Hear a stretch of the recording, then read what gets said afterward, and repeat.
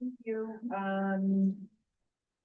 We do have a forum here this morning, so we will call this March Kansas State Board of Nursing meeting to order. We do have an on-site packet today. Carol, do you have any? Yeah, I was gonna kind of speak to it when I do my exec report, if that's okay. Sure, fine. We do have some additions to our agenda today as well. We need to have 3 executive sessions this morning. Do we need to, you want to hear anything specific about what those? Okay, and are there specific time points that we would like to have as a goal time for our first session? I mean, I think we can probably put these wherever. Okay. Up to you all. In the afternoon. Do you want to do it more toward the later part of the meeting or? So how about after our agency reports, we can see kind of what time it is. Staff report? Yes, and we can see what time it is, and maybe we can have one of our sessions then. Okay, so any other additions or revisions? No. Okay. Can I call on a member of the audience? Or- Yeah, We can't hear. okay. I don't know if you're not projecting into the microphones or. You're gonna have to talk loud. I'll tell my kids that. Okay, so we're gonna have 3 executive sessions today at some point. You need a motion to approve. Yes, so you need a motion to approve that. Sharp, I move to approve the agenda as amended. Goldsmith, second. Thank you. It's a motion and second. Any discussion? Any abstentions? All those in favor say yes. Yes. Anyone opposed, no. Motion carries. Okay, do we have any announcements? Carol. Thank you, Madam President. We have hired 2 new people since you met last. One of them is down here now. Andy Martin, he is our Public Information Officer. And so you're gonna see him in probably all of the meetings because he's taking stuff out of the meetings to work on and stuff like that. And then our new Assistant AG, Samantha, she's not down here right now, but you will be seeing her a little bit later. So. Thank you. Welcome. So we do have our minutes from the December 11th meeting and then our additional meeting on January 8th that were part of our packet. If anyone needs a moment to review those, otherwise, entertain the motion. Madam Chair, this is Amy Height. I move to approve the minutes from the December 11th, 2024 board meeting as written. Amy, Goldsmith, second. motion on a second. Any discussion? Any abstentions? All those in favor say yes. Yes. Yeah. Anyone opposed, no. Motion carries. Here. Consent. Item agenda pieces. We have the motion for that. I think we don't really have anything Nothing. other than, yeah. So we'll move on to agency reports, starting out with our executive administrative report. Carol. Okay, thank you. You do have Sorry. not a copy. Madam Chair, I think we missed a motion to approve the minutes of the special meeting. Oh, that was just our, thank you, sorry, that was for our December 11th. Sorry, Carol. No, you're fine. I move to approve the minutes from the January 8th, 2025 special board meeting as written. Sharp. Goldsmith, second. Thank you. We have a motion and a second. Any Comments? Any abstentions? All those in favor say yes. Yes. Yes. Anyone opposed, no. Motion carries. Thank you for catching that. Okay. Now we'll move on to you, Carol. Thank you. All right, thank you.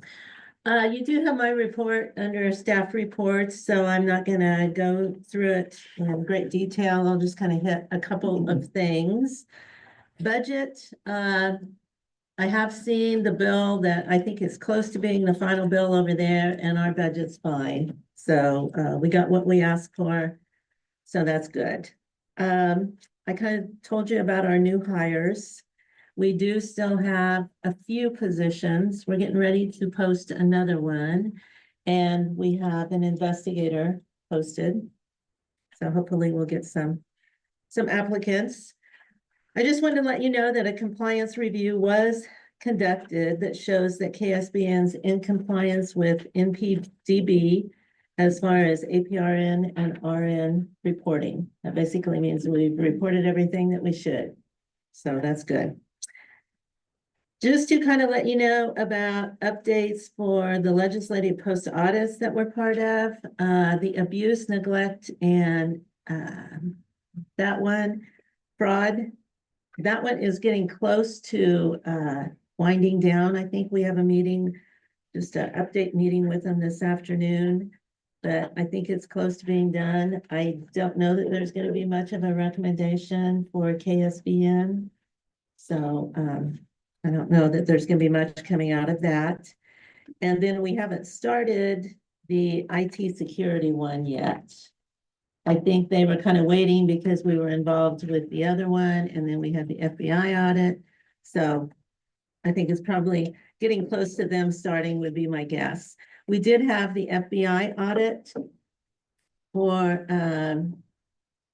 well, basically the FBI audit was for the KBI, but then the KBI chose 6 agencies that submit fingerprints to them. And then he spent time with each of those 6 agencies, of which we were one. And he brought up a few things that I don't think that we realized were supposed to be taking place. So there are opportunities for improvement.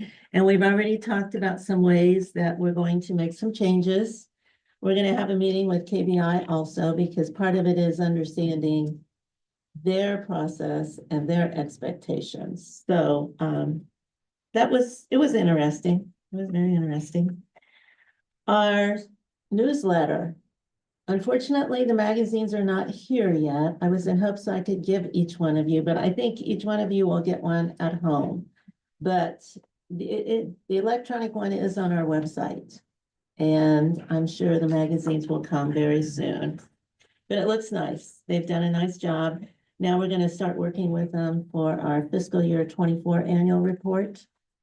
So hopefully you'll see that in December. Just to tell you a little bit about the legislature session and how it's impacted us. Maybe I printed one so I could give you the most recent that's happened since yesterday. There was a bill over there, the sub for Senate Bill 67 that had to do with the CRNAs.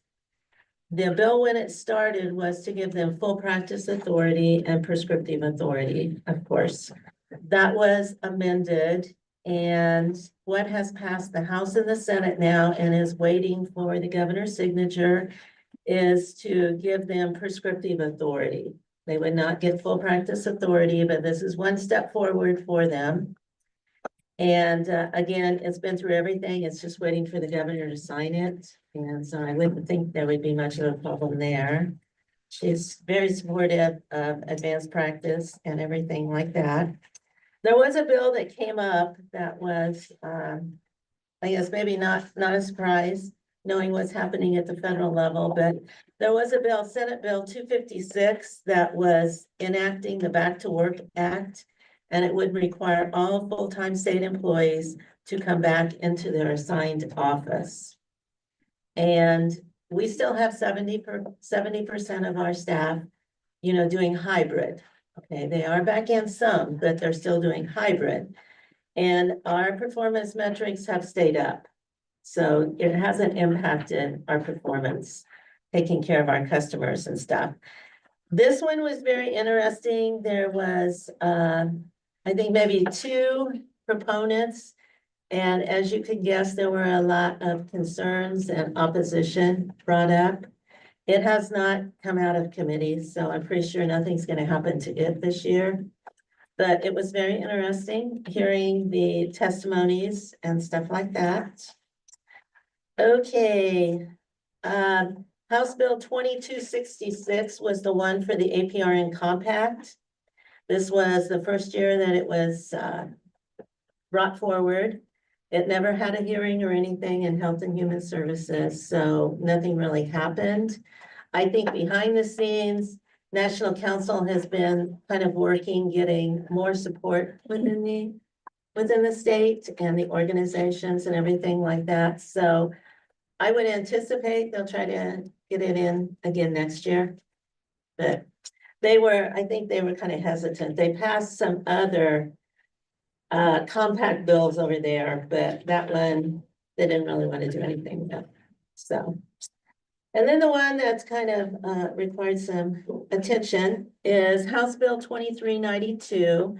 You remember in December that Leading Age came and presented to you for language that they were thinking about putting in a bill, but you never saw the actual language because the bill didn't come out till after session started. What the bill basically had was the one education level above what the faculty member would be teaching. And she talked about that when she was here. That is different than what we have now. It also had in there as far as faculty qualifications, since it was in statute, the board could not put anything in regulation that would be above that. Right now, the faculty qualifications are in regulation, so you have control over those because you have control over the regulations. With it being in statute, you would not. So that would be an amendment that would amend our Nurse Practice Act, and it would be kind of big. And then the other one that snuck in there that I don't think we were really ready for was they put in there that another faculty member that would be qualified to teach in a nursing school is a graduate of a medical school. And the medical school had to be approved by the Kansas Board of Nursing. That was very interesting. So that means that you could have physicians teaching nurses. So that was language that you all never even saw. This bill moved pretty fast over there. So there was some support somewhere for it. I submitted neutral testimony because we usually don't come out in full opposition. That's kind of maybe not the best thing to do.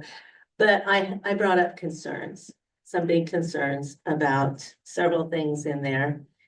And it actually made it out of committee on the House side.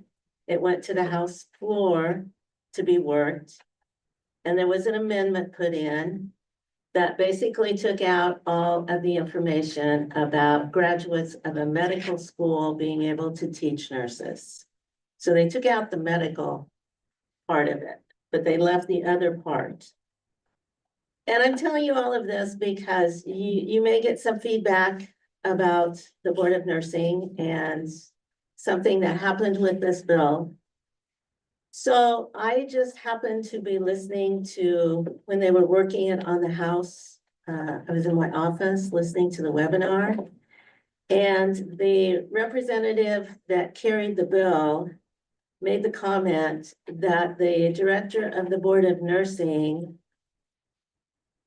had knowledge and participated in the amendment that they presented. That's a very inaccurate statement. I didn't know anything about the amendment until the night before when Representative Oropeza, one of our board members, texted me and said, "So what do you think about this amendment?" And I'm like, I have no idea what you're talking about. I don't know anything about an amendment. So I didn't even see the amendment until like 2 hours before they worked it. So it was definitely not an accurate statement about my involvement in it, but the amendment passed. And then they went to the bill, and the comment that was made then by the carrier of the bill is that the Board of Nursing is fine with this bill and supports this bill. Which again, you hadn't even seen the bill. And I never would go over there and say that you supported it unless I had been told that. So, again, Representative Oropeza knew that the board had never really talked about this. So they passed it on the House floor and they were gonna vote on it the next day. So I was texting, Melissa saying, you know, I don't think this is right. I don't think it's ethical because they are voting on this with inaccurate information. You know, to have the support of the Board of Nursing takes this a ways. It really does. Not having our support would have been a different thing. So she talked to the legislative leaders. And there was some discussion, some fast discussion, I think, and then I got a phone call from the majority leader saying, I understand that there's a problem here. And I said, there is a problem. I said, the information that was presented about my involvement and the board's support is inaccurate. I said, I never had anything to do with the amendment. And the board has never even seen this bill. So there's no way that anybody could say that the board supported it. So what they did is they pulled the pulled the bill and put it back in committee. So nothing will happen with it this year because of that. I just felt very strongly that they needed to have the correct information when they were voting on this. Because again, I think having the Board of Nursing support would have went a long ways for a bill that was amending the Nurse Practice Act. So I did try to do a little investigation to find out what really happened here. And evidently the representative that carried the bill that made the comments did admit that she had never talked to me or the board, and it was information that was passed on to her. So I started going backwards and I did talk to Leading Age. I didn't talk, I had some email communication with Leading Age, just reaching out and saying, you know, I just trying to understand how this happened, you know, and I don't know if there's anything you can tell me. And what I basically heard back is, you know, there was a lot of people involved and miscommunication occurs. But they did make it very clear to me that they will bring the bill back next year. So I guess my question to you is, do you want Leading Age to come in December then and talk to you about legislation that they're evidently planning to have next year? Yes, I see heads shaking. I mean, I think it could be very similar to what we experienced this December, right? Like, so they'll present to us what they choose to present or what's known at the time, Yes. knowing that it may change at the time that it actually goes to the legislature. But I think it does just provide us an opportunity to be informed with the information that they share and then to, you know, express our thoughts and opinions on the proposal that we're presented with. Perhaps it would also be a good idea at that time to state on the record in an open meeting that we are not expressing an opinion if we have not seen the full contents of the proposed bill, so that we have that. And can you tell us who the original offer was? Was it, I'm looking it up, was it Representative Wassinger? Susan that carried it. Thank you. And you can go back and watch the webinar, you know, if you want to see it and stuff like that. I mean, I just want to make it clear in the testimony that I submitted, I never once said that if those considerations were corrected, that the board supported it. I never said that. So anyway, just to kind of, in case you hear something because some people were not real happy with what happened, but anyway. The other thing that's in your on-site packet that I just wanted to be available to you is the Nurse Licensure Compact Annual Report for fiscal year 24. It's always kind of interesting to read that. And kind of a big thing with the Nurse Licensure Compact this year is it's the 25th anniversary. And right now there's 43 states, I believe, that are part of it. And I know there's legislation in some of the other states. So anyway, that's there for you to review. And if you have any questions for me or anything like that, I think that's all I have.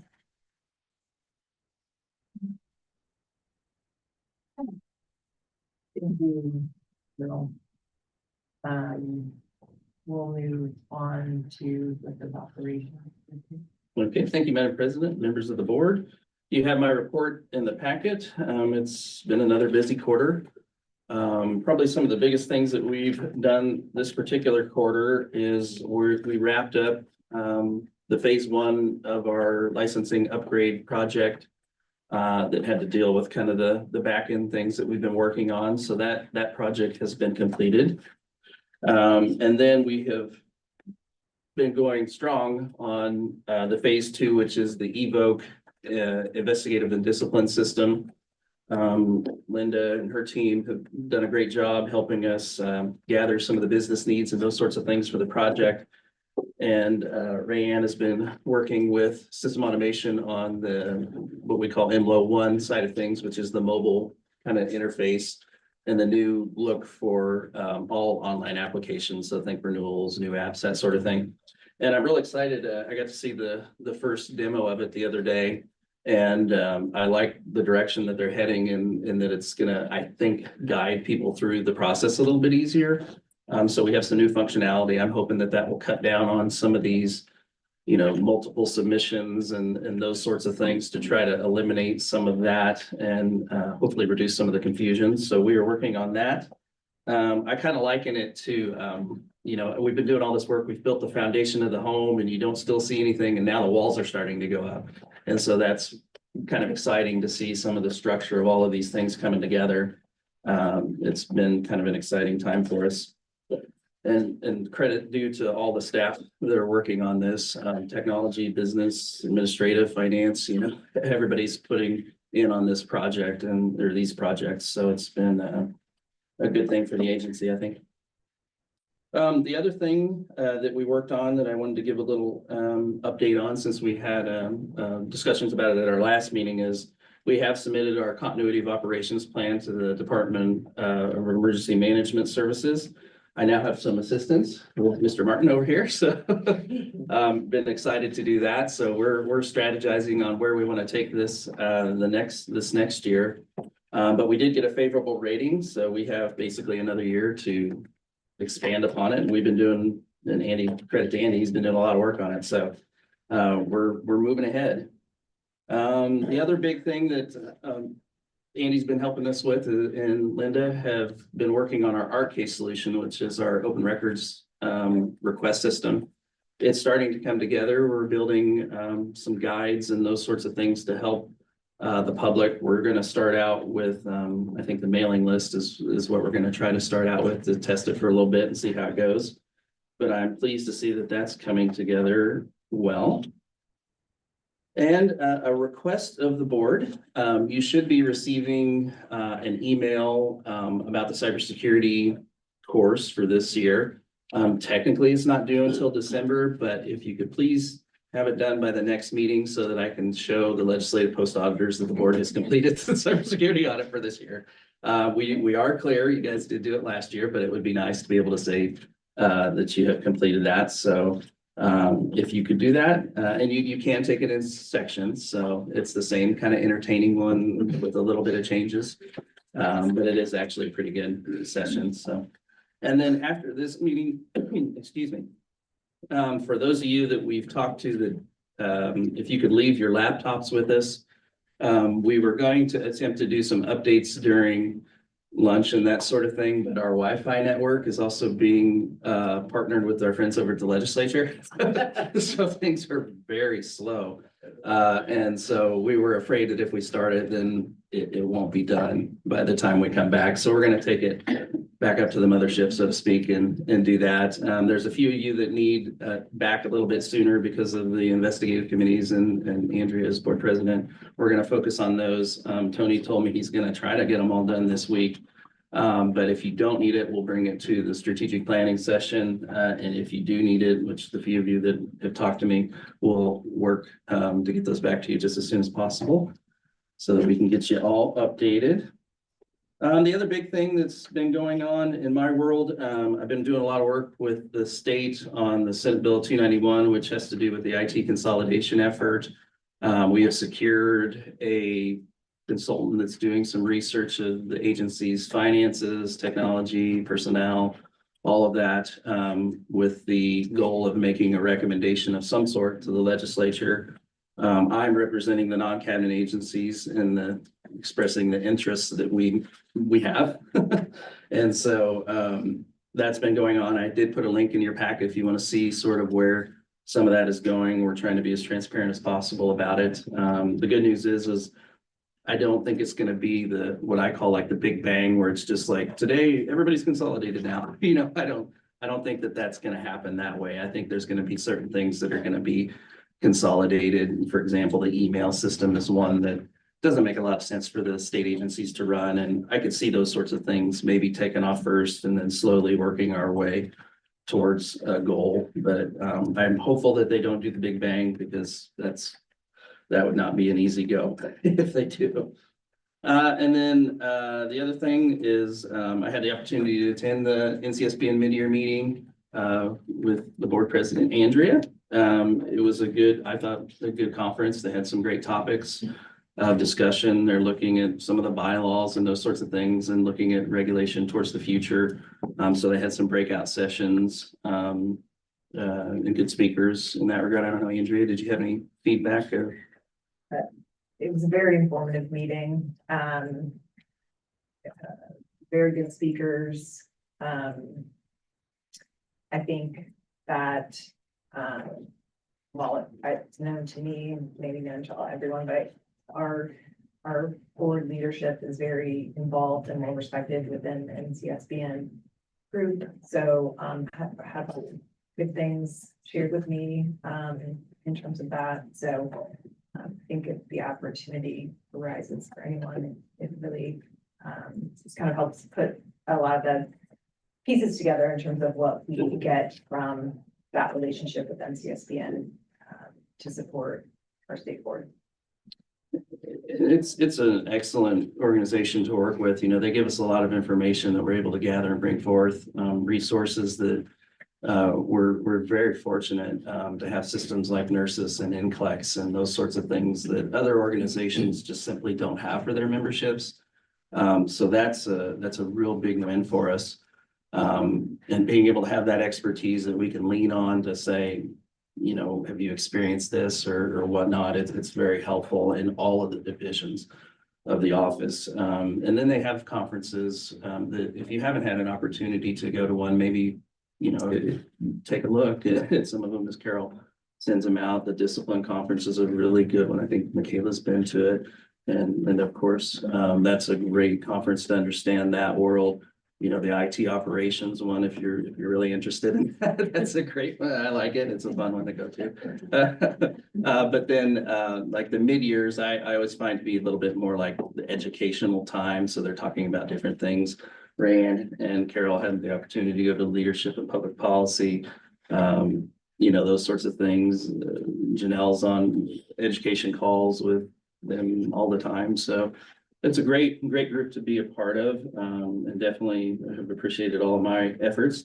And I guess that's sort of a pitch. I'm on the LSC, which is the Leadership Succession Committee. That's why I was at mid-year. And so you know, we're looking for the next leaders of the organization as they start to evolve into the next thing that they are. So if there's ever any interest in that type of work, certainly let me know. I'd be happy to get you information or get you in contact with the folks. That's my report. Questions? Okay, move down the table, Rayanne. Sure. Thank you. So you'll see in my report, the licenses that we have issued within that last quarter. And then the renewal statistics that I put in every report. For the total count of active nurses, I thought that this one was very interesting. I don't know if you guys have looked at the registered nurse single state was down almost 1,100. I had to do my math on that a few times because that is the biggest number I have seen. I would like to say that that's due to compact and people really starting to figure that out. That perhaps if they've got that multi-state in another state, they don't need to keep up their single states. So that's a good thing that we're finally, at 6 years in a compact and we're finally starting to get the gist of it. So I will say from a day-to-day side, it does not feel like our applications are slowing down at all. So that definitely doesn't reflect that number, but that is the biggest jump that I've seen since I have come back to the board in 2017. So, but again, I really think that's just compact starting to even things out. Like Carol said, we're getting more and more states. So I think we're probably gonna see that, but we still hover around that 70,000 pretty steadily. So I had a few things just kind of tell you about the KBI SBI audit on March 12th. Like Carol mentioned, this was my first audit that I had the pleasure of being in. The things that he mentioned were things that we did not even know that we were supposed to look for. So, let me give you an example. The biggest one was, he looks over our applications and our fingerprint waivers to make sure that, we're giving them the correct information before they're fingerprinted. The fingerprint card, the date on the card is supposed to match the date on the waiver. Sometimes they don't do that because our applicants will pre-fill in the form before they go to get printed, either to save time or maybe not even clear instruction on our part. What I really found interesting about this was I reached out to Molly right after the audit. She's the program consultant that I work with very closely at KBI. And so I asked her, I said, so are these things supposed to match? And, was this always supposed to happen? She even mentioned to me, she's like, I need clarification on that myself. So I thought that it was just sort of very telling that, because we had even had an audit in 2018 and my thinking was, if we didn't know about it then, why would we know about it now? It was just something that we were not looking for. I was always told that the waiver had to be completely filled out. I was never made aware that the dates had to match. So I did have a discussion with Carol and what we are going to do, because the other interesting thing about the audit was the FBI said that they would release the report to KBI, and it is up to KBI to share the report results with us. So I'm trying to be a little bit proactive. I'm going to take our fingerprint instruction sheet, because what I do is I have just a plain instruction sheet that is attached to every set of waivers that's printed that basically will give them, step instructions. So we're going to go ahead and start to tell them that don't fill out the waivers until you are being printed. The date should be the same day that you're being printed. I haven't gotten to that portion yet, but I did talk to Carol and we are going to change that. Because I'm assuming my issue was I asked Molly, I said, are you guys going to add something to your form? Because the waiver is the property of KBI. So I said, are you guys going to add something to the form, or is it something that we just need to do to our language? And she was actually out for spring break last week. So she told me, she said, I just haven't circled back around. But I'm going to get with her managers and they're going to get back to us. So right now, that's what I'm going to be doing for that. But otherwise, I felt like it went pretty well. There were some things that when we have multiple applicants, I had Molly pull different waivers, like the most recent waivers. And I had actually pulled the wrong ones. So it definitely was a learning experience. It definitely, has showed us what to look for, what they're looking for in the future. I mentioned to him, I said, okay, I said for future audits, and he was like, oh, don't think about it like that. And I thought, I'm pretty sure we're going to get audited. So, but I mean, he was very, he even kept telling me throughout the audit, this is how you learn. This is how you figure out what you need to do. So we're just kind of waiting on KBI to sort of give us a little bit more direction. One of the things that I really thought was, I just am not sure that we're getting the direction that we need from them. Which, Molly had mentioned to me after, because so we were audited on Wednesday and the KBI were silent observers in our audits. And then the FBI was auditing the KBI the next day. So Molly had told me that evening, she said, I really feel like it's in the best interest of KBI to come up with a policy to send out to the agency. So I feel like now they're starting to see, okay, they're waiting for direction from us. We need to be able to, and it just has to kind of go down the line. So hopefully that will get better. I'm hoping. But yeah, I couldn't feel too bad about it because again, the things that were brought to our attention, we didn't know about. We didn't know we were doing. So, I kind of had to just take that for what it was worth. So as far as the APRN changes, I know in the last couple of board meetings, with the clinical hours change increasing, I had talked about how we were gonna put that on the application, and we still might do that. My issue with that, after having a lot of discussion with Carol, was when people go in to apply, I feel like I want them to know the requirements before they are submitting the application. We have a lot of people even now with a malpractice insurance requirement, they just skip the question. And then when they go to be licensed and I'm like, I don't have your malpractice, they're like, oh, I didn't think that applied to me. But it's on your application. So, for whatever reason that they may come up with, and I say, no, it's required for everyone. So at this point, what I decided to do, I asked Carol for permission. We have added something on the APRN, basically checklist form, to ask for a letter, to have the applicant ask for a letter confirming their clinical hours to come from their program. I know that that's an extra step and it's an extra piece of paper for us, but the other thing that I was thinking about, and I spoke to Carol about, was if I get an APRN transcript, how am I supposed to know how many clinical hours are on this transcript? Especially out-of-state transcripts, sometimes those are very hard to read. So I just figured the best way would be for that applicant to reach out to their program and to say that, for requirements of the Kansas Board of Nursing, I need this sent from the school. We're, and that's subject to change. We're not gonna see those applicants since that was just effective March 1st. It's gonna take a while for us to really get into that. So eventually, and with my MLO 1, I have added it to the new APRN applications. It will eventually probably go on the application, but I really wanted all of that information out before they even submitted.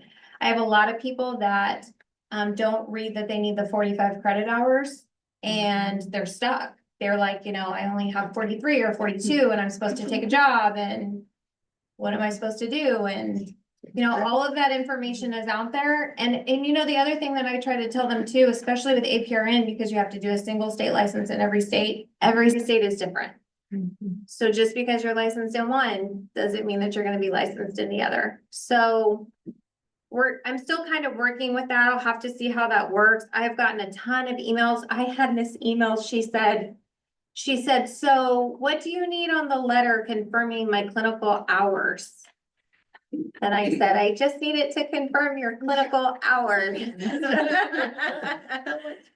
So, I've gotten a lot of questions about that. And, I also had another applicant that said, the school needs you to request that. We won't request anything from the school to come for an applicant's licensure application. So, we may just have some bumps with that, but I just really thought that that would be the best way. That way the applicant knows what they need to submit and we can see, even by looking at the transcript that they meet that requirement. So, the last thing would be the MLO 1 applications. So, this one was sort of dropped on me. I didn't realize that I was very excited because they were going to do a Vogue and it was Linda, and I kept telling Adrian, this is not licensing, this is not licensing, and he was like, no, no, no. Well, so then I got asked to do applications for EMLA one, which is, I'm fine. I'm fine. It's just, it's a little bit of work because what I need to do is, I'm not sure if you guys have noticed, but we try to push everyone to the online process, the online submission. The paper forms are there, but we don't really, we tell people, especially if you want the process to move a little bit faster, submit online. Well, the online and the paper sometimes don't match. So I have to take every application I have to cross-check, make sure we have all the information we need, add some new things for, if we've got declaration of primary state on an application or, the new questions for the APRN. So it's just taking a little bit longer than I'm sure the staff, I'm working with Courtney Wallace very closely, and she's wonderful. But yeah, I was not expecting that project. So it's taking a little bit longer. So I'm kind of doing that in between everything else. I know with the audit and then with board. So hopefully that's gonna be what I'm gonna focus on this quarter. So hopefully I'll have some movement with that. But that's all I have for you. Do you guys have any questions for me? Madam President, she's awesome. It's okay, we'll take on another project. But this is where I'd like, you heard the duplication of effort. So we're doing a paper form and we're doing an electronic form. And as we start to move our operations to more automation, I think at some point the board's gonna need to have that discussion about whether or not we need to do both of those avenues, or can we, plan for the unforeseeable if there's some sort of a disaster or something of that effect, have a paper solution. But we have been doing basically mandatory multi-state conversions electronically since 2019 with very few issues. And as we start to move our operations towards being able to upload documents and do these sorts of things, to do these two efforts is really doing two efforts. And so, kind of keep that in your mind of potentially it's a strategic direction or something to that effect. Potentially moving towards only online. It is the trend for most of the boards of nursing in this country. I don't have the statistics in front of me, but I could probably get those for you. But it's the potential to have a conflicting document is there, and it's hard to know.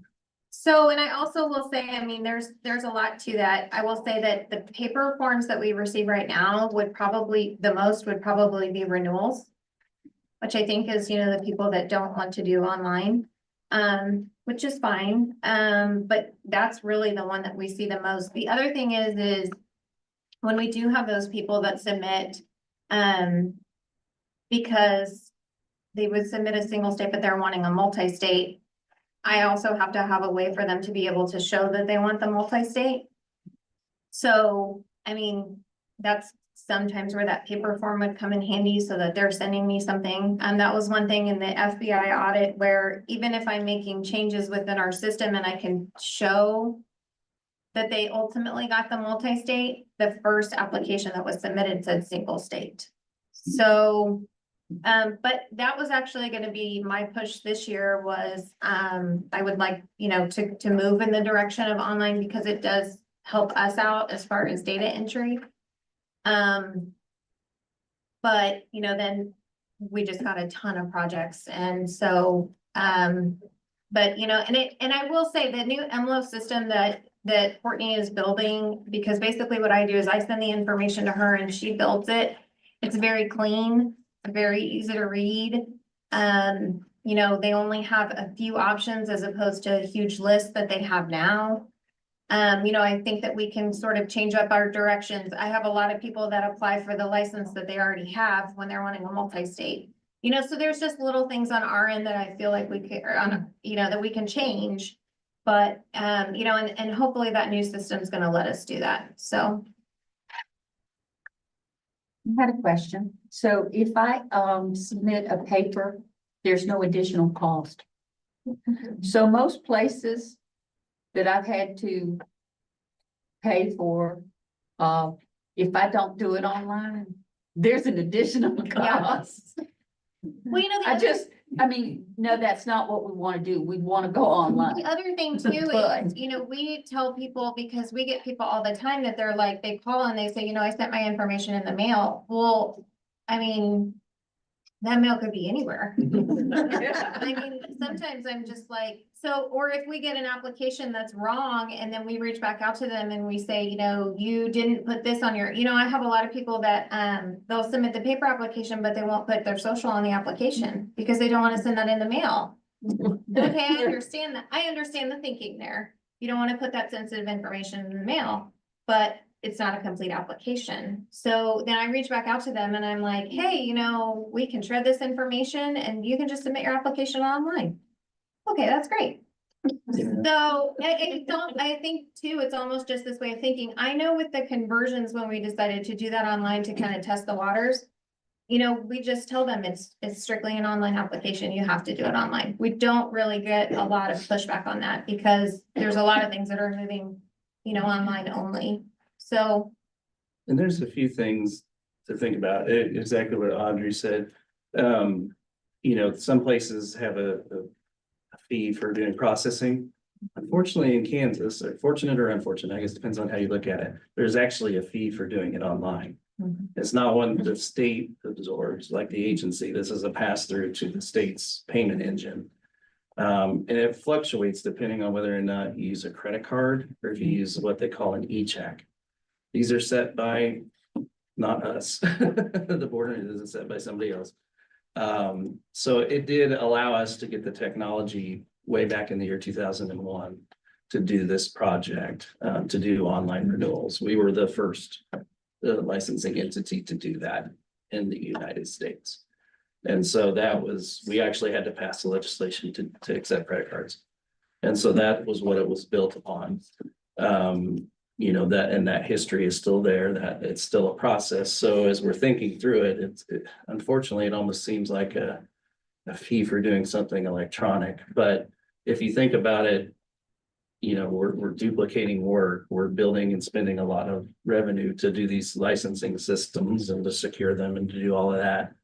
And then we're trying to go, I won't say paperless, I'll say paper light. You know, between the different departments, you know, getting things to say the investigative or to education or whatever, trying to do as much as we can electronically. But then if we also are then accepting paper documents, then they have to be scanned by somebody and indexed by somebody. And, you know, all of that has a soft dollars as well to the agency. So just things to keep in mind as we start looking towards the future. I think if as we talk more about that, it would be helpful to have an idea about what percentage of either initial applications or renewals come as paper, number one. I also think, yes, people have access to electronic submissions, but I just want to be mindful of not creating any barrier for someone to apply or to renew. and I know that I will say, if we have someone that says, you know, I don't have a computer, I don't have any way to print out the application, we'll send them the form. You know, we just say, what's your address? We'll get that form out to you. I mean, we'll send that to them. And there's the continuity planning that we probably should have it, you know, if we did have a cyber incident or something. You know, you might have to fail back over to the way of doing things. And so that's things that we've been working on with the coup plan to have those contingencies in place for that scenario too. And I know with like initial applications, like obviously I just went through that myself, but that was part of a day of class. We had to, because we have to register for NCLEX online. So when you do that, you have to register for your initial license. Which The same is day. so great, and I love that the programs do that for you. what I hate is when on the off chance that they don't pass the test and then they reach out to us and they say, well, I don't know what I'm doing. I did it with the school. Yeah. I can see that. Oh, okay. But yes, no, and I think that that's great too. Cause I could see how it would be a renewal versus an initial, just because you're not registering for an NCLEX, so it makes sense Right. to do it with your testing, so.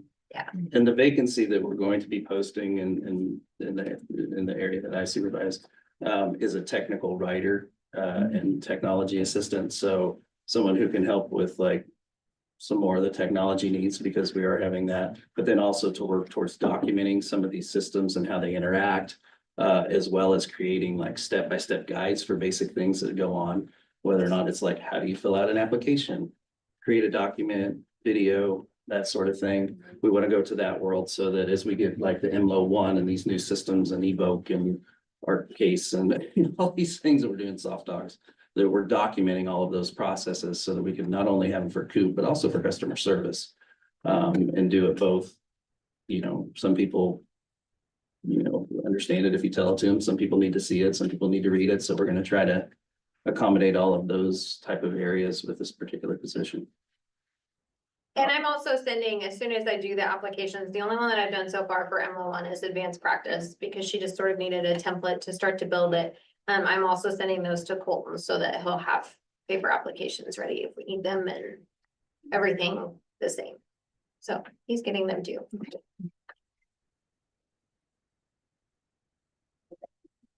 Sure. You're always busy and you are excited and look at the opportunities, so. No busier than anybody else, but wow, I tell Adrian all the time, I'm like, can we just not have so many projects? Thank you. Okay, we'll move to education. Madam President, members of the board. Mine's fairly light in your packet. This particular quarter, even though there were only 4 site visits, it was a little bit busy. They were all kind of in a row. Just a piece of an attention to, we did do an unscheduled visit. This is a little unusual, and I just want to bring your attention. We were receiving several complaints. Carol and I had some concerns even back in December, just a program that was struggling. And we were hoping they would take a little break, and they did not. So it started and it just created a lot of chaos, and students were upset, and rightly so. So we did do what we call an unscheduled visit. It's part of our regulation that if we receive enough concerns, and there were concerns from all sides. So Karen Kidder on our education committee and I did that visit. And we'll talk about it later. We have a motion for that. They were at the board yesterday, or at the meeting yesterday. But I felt like it was good for you to know that we are, as part of our strategic plan, we do watch the education programs. We are doing the site visits. We are keeping up. And we want students to be successful. And so I think that was a real concern that students were, there were a lot of students involved at this particular program. So it was kind of it's hard, but I think we're doing the right thing in making sure that they're protected as well and getting the education they need. So just wanted to bring that to your attention. Just a quick, I keep kind of track of the faculty qualification reports, the FQRs we call them. Everybody has to, all the program directors have to submit those when they have new faculty, or if they have to update faculty they already have. Because of all the tension on faculty and shortages and things, it's only a quarter snap, and it is a busy time because it's the beginning of the semester this time, but we saw our initial applications, which means new folks coming to programs. And now they may have come from another program, but still was over 60% of the FQRs this time. The other part of that is that the number of higher exceptions, which is kind of what we look at, they're the ones that aren't meeting qualification, but we do have that higher exception policy that says if they do not have any availability, if they have somebody experienced and whatever, that they can do the higher exception. Those were down from 56% to 42% or 44%. Sorry, I don't have my glasses. So, I mean, it's just a little snapshot, but it's kind of one of those things I follow. And I think it is a good trend, at least for the annual. I also, just a quick attention to, I do a lot of the NCSBN does, has a way for all of us, and I've done it for Kansas to do what we call a web survey, and it basically surveys all the education folks within the states. So there's a lot of attention on simulation right now and faculty education requirements. So I'm kind of watching those. I answer those. I kind of track the results of those. They make them available to anybody who wants them. Even if you're not the originator of the survey, we can get the results. So I kind of watch those to see what's going on. And yeah, faculty education requirements for programs was big this time. A couple of things to highlight just in terms of activities. Our LMHT task force is back in action. Dr. Burkhart, had asked her to kind of head that task force. We did a little bit of work last semester just to kind of see about the regulations. We didn't come to a full conclusion. And now we're looking at whether that LMHT, where it fits in terms of the overall picture. Are the regulations where they need to be? Is it possible that maybe licensing isn't what's needed, that certification would be good, but where would that go? So all those things. And if we decide, if everything, the decision comes and they really want to continue with the licensing, and that's the decision, then we're going to have to do some updates to the exam, because we currently are responsible for that. So that's kind of a big thing on the radar too. So I think I will stop with that unless there are any questions. I would be glad to answer. I just needed a quick summary. So as far as the qualifications for the faculty, that's actually doing well. Better. We're seeing, Better. we're seeing, without the changes that were for a lesser degree to. right. Remember that we already have a way for them. Our regulations currently allow for clinical faculty to be on a degree plan or have the qualifications. So for the RN level, they can be on a degree plan to get their master's. We give them 6 years. So it's not like you have to have it tomorrow. So that's a good way. And we see a steady number of those. But what I was happy to see is more initial applications with, I think, the requirements there and less of the higher exception. We've seen quite a few of those. It used to be pretty much only for clinical faculty. But with COVID and subsequently, we're seeing a lot more higher exceptions at the theory, teaching classes rather than just the clinical. So while you might have somebody with a lot of clinical experience, it's tough when you're, having to hire someone who may not have the education experience. It's tough. I know from having been one of those who started teaching before I had that theory. It was much better after I got it.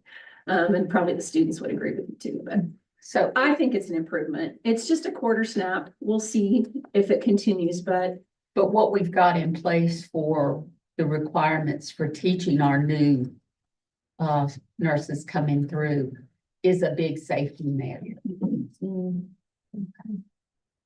like I said, there are other states, just to kind of add to the whole, what the bill says. There are states that do allow the one level above for clinical faculty. And I don't think most nurses, and I've talked to a lot of the program directors, have an issue with that, because if they have experienced clinical people, they work with them, in terms of how they oversee that. That's a much more doable in terms of safety, and a lot of them are safer because they work at the places where they also then come back and adjunct faculty.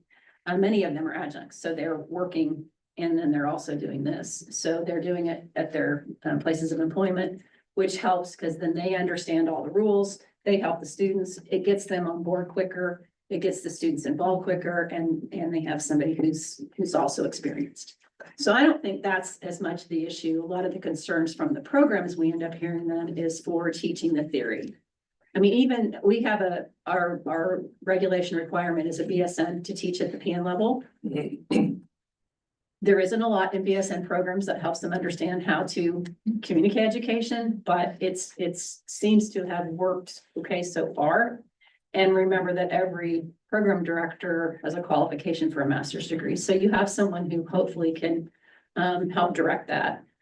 Plus, a lot of our PN programs are affiliated with ADN, so they have faculty that are MSN prepared and are mentoring or co-leading some of those. So there are a lot of ways I think that safety is in place right now. But it seems hard to, when you're talking one level above, but ADNs and BSNs are all getting the same license. So what they're learning is important in the classroom. So having that requirement, so it's something to think about, I think, and it's something we've discussed a little bit, and I know for all state boards, that was something I think that's out there in one of the surveys. If it's not, I'm planning to do a little research on that too. And they have to have had extensive political experience themselves before stepping into that position. That is up to the school. Our requirement is clear in terms of this is what's required. If you cannot find anyone who meets this requirement, then we have the higher exception policy. We currently don't limit the number of higher exceptions someone can have. Some states do that so that you can have a kind of a lifeline while you try to look for that qualified faculty. We have enough rural hospitals that can get them into a little bit of trouble just because it's hard to recruit sometimes to the outer quadrants, as I call them. But I do think that the schools have to provide that secondary level of, they have to have directors who are going to look at that, and most do. I mean, what I get, because we do require with a higher exception, they have to fill out the reason why, what the qualifications of the person they're hiring are. Some of the programs have that within their program or their job descriptions. Most of them require at least 2 years of clinical experience, which isn't a lot, but some don't. But that's also one of the things I watch too, in terms of our annual reports. We're looking at the number of faculty that are qualified. And sometimes I watch new programs where I see FQRs coming through for someone who graduated 6 months ago and is being hired as clinical faculty. It's a little tough. We don't have anything in our regulation that prohibits that. Okay. It's usually the director who has to decide that. So, and you have to think too, I do, that sometimes you have folks that maybe nursing is a second degree, so they have more life experience too. So I don't know. The directors make that decision. And for the most part, we just kind of watch and see. And when programs are running into trouble, that's one of the pieces of analysis we ask them to do. Okay. You hired a lot of new faculty. Are they qualified faculty? What kind of feedback are you getting? Well, thank you so much for your insight on that. It really helps put things into perspective. And I would say if there's anything you have questions about in terms of, what Carol presented in terms of what's happening in legislation, I will agree with what others have said. NCSBN is a great resource for us. And other states, I have a lot of communication. I've been mentoring actually a new director. That's very gratifying from one of our neighboring states this past year.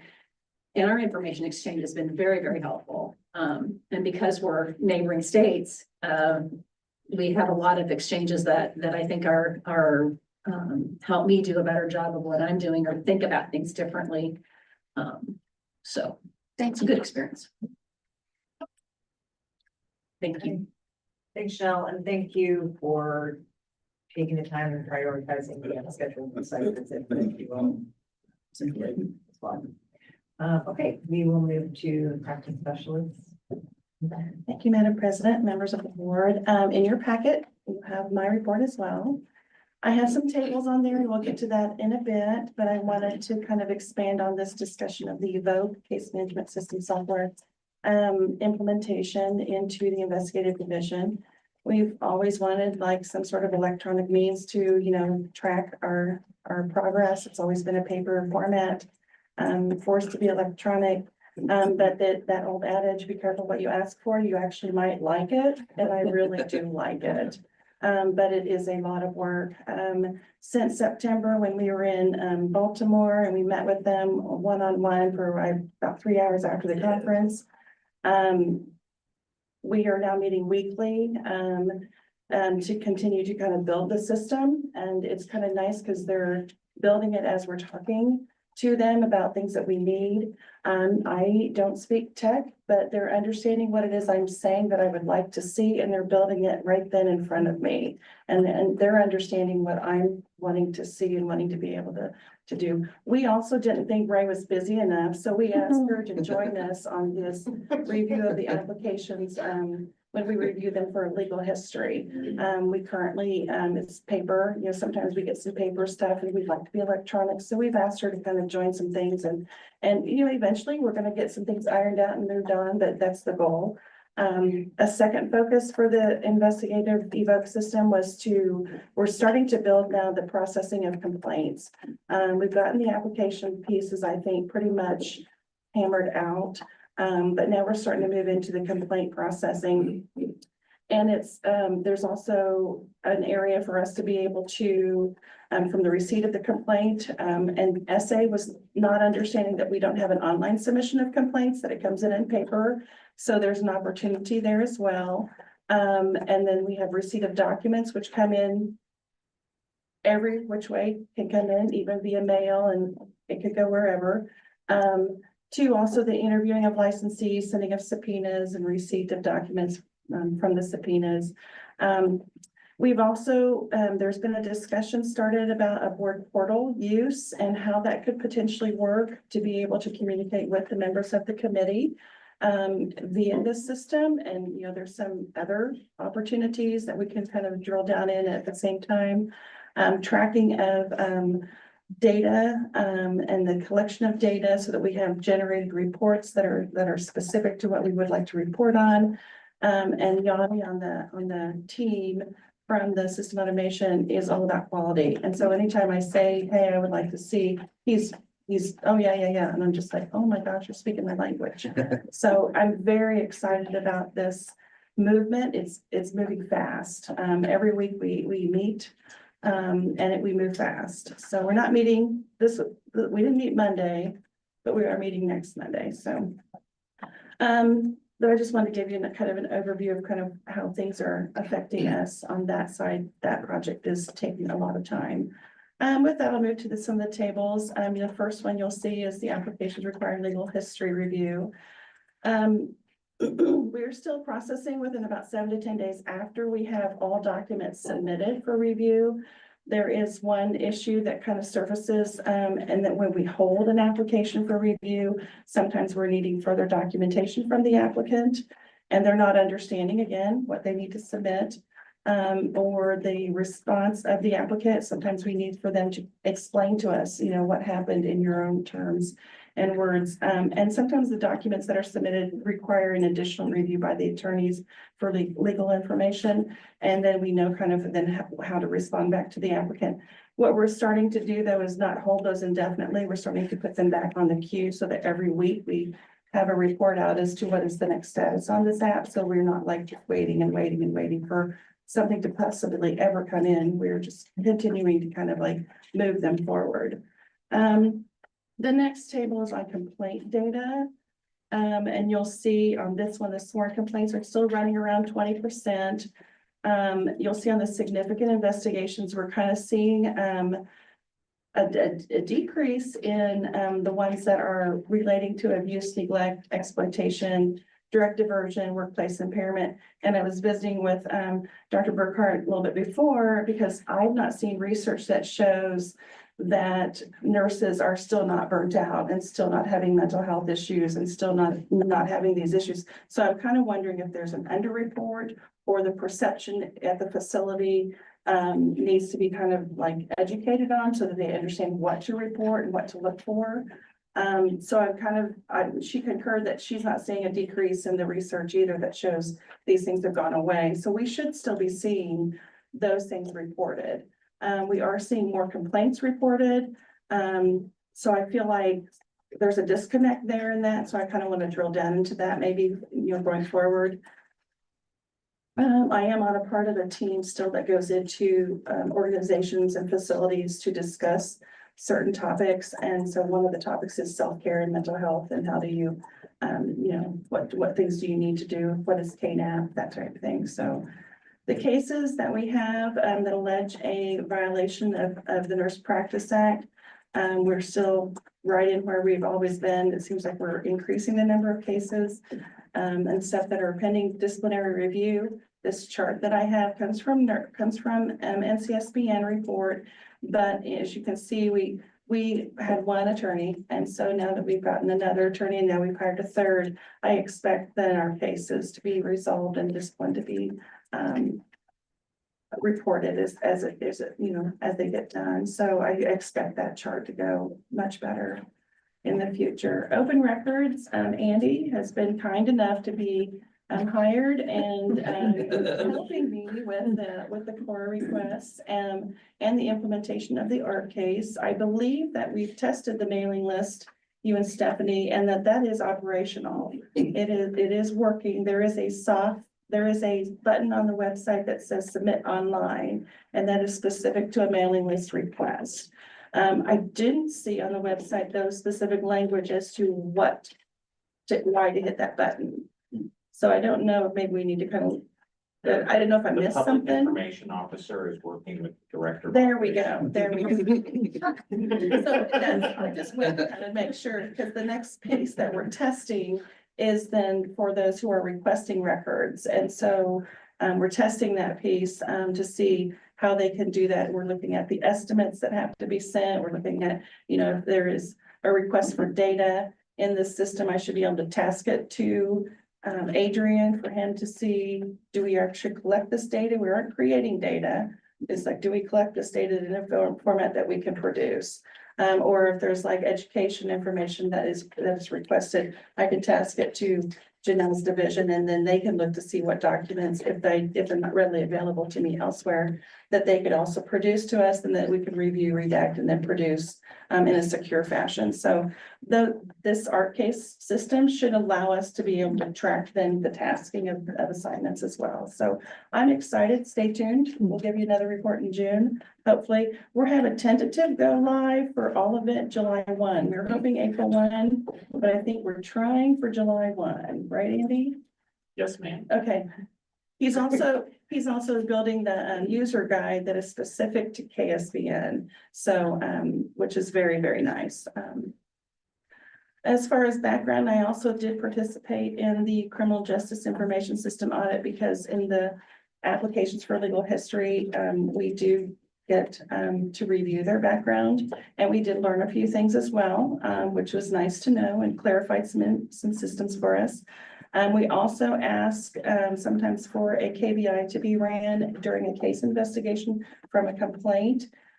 Generally, those are ran if we have like a report of drug diversion, impairment, or abuse. We kind of want to see, is there criminal history that has not been reported to us? Because on the renewal application, it's an honest answer to answer, yes, I have a pending case or anything. And if they don't answer honestly, then we'll pull their renewal application and see how they answered. And if they didn't answer correctly, then we can add that to the case involved. But so do they read everything and respond and understand what they're reading? There's some education that can be done. I did also participate, and I am participating with the legislative post audit in the abuse, neglect, and exploitation. So Carol's to be getting a final report, I think in the next couple of weeks, they said. So that is where I'm at. I did go to Washburn Tech School of Nursing. The one question that I had from a graduating student was if we looked at international backgrounds. And I went, oh, should I? I mean, so I sent that question to NCSBN, because as we're multi-state, we're part of a compact. I, recently talked to Texas Board of Nursing, an investigator there, and they have had to contact Canada for background information and reports. And I was like, well, how do you do that? Who do you contact? So it just raised a question. So I just was interested to you learn from the students just as much as you teach. So I thought that was an interesting little thing, but That's my report. I sit for questions, so.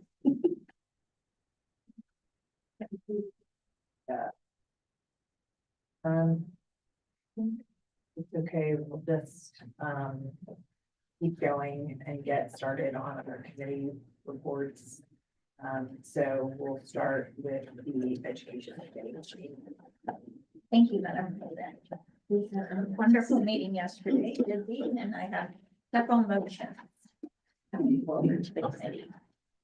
So our first one, it was moved to approve the consent item agenda, which included the nursing education staff report, the 2025 site visit schedule, a petition summary from 11/16/2024 through 2/21/2025, and draft regulation review approval of KR 60-17-106, 60-17-107, 60-17-108, 60-17-109, 60-17-110, and 60-17-111. Have a motion, is there a second? I second. Thank you. Any discussion? Any abstention? All those in favor say yes. Yes. Anyone opposed, no. Motion carries. It was moved to accept the initial site visit report with recommendations for Washburn Tech ADN program with a follow-up site visit to be done after their first graduation. A motion, is there a second? Second. Second. Dr. Burke. We have a motion and a second. Any discussion? Any abstentions? All those in favor say yes. Yes. Anyone opposed, no. Motion carries. It was moved to accept the reapproval site visit report with recommendations for Hutchinson Community College ADN program for the time period of national accreditation.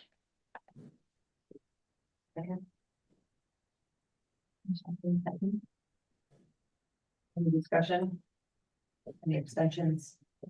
All those in favor say yes. Yes. Anyone opposed, no. Motion carries.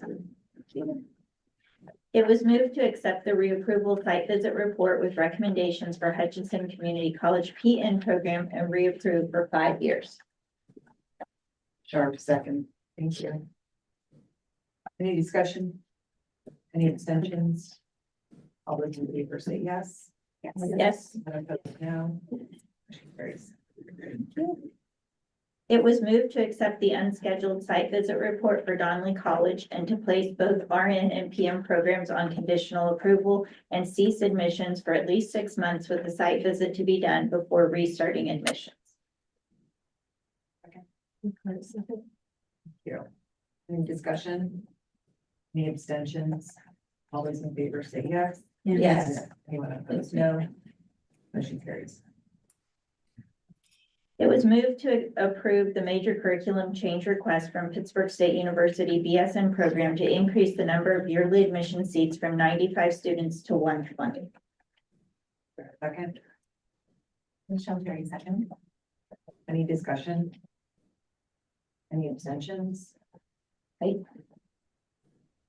All those in favor say yes. Yes. Yes. Anyone opposed, no.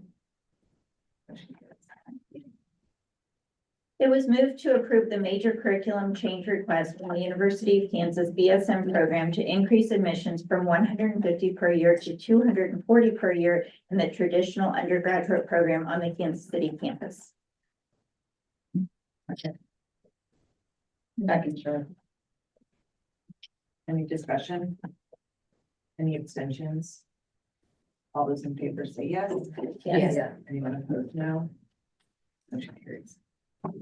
It was moved to approve the major curriculum change request from the University of Kansas BSN program to allow nurse 327, 334, 471, 476, and 478 in either in-person or hybrid modality. Is there a second? Second. Thank you. Any discussion?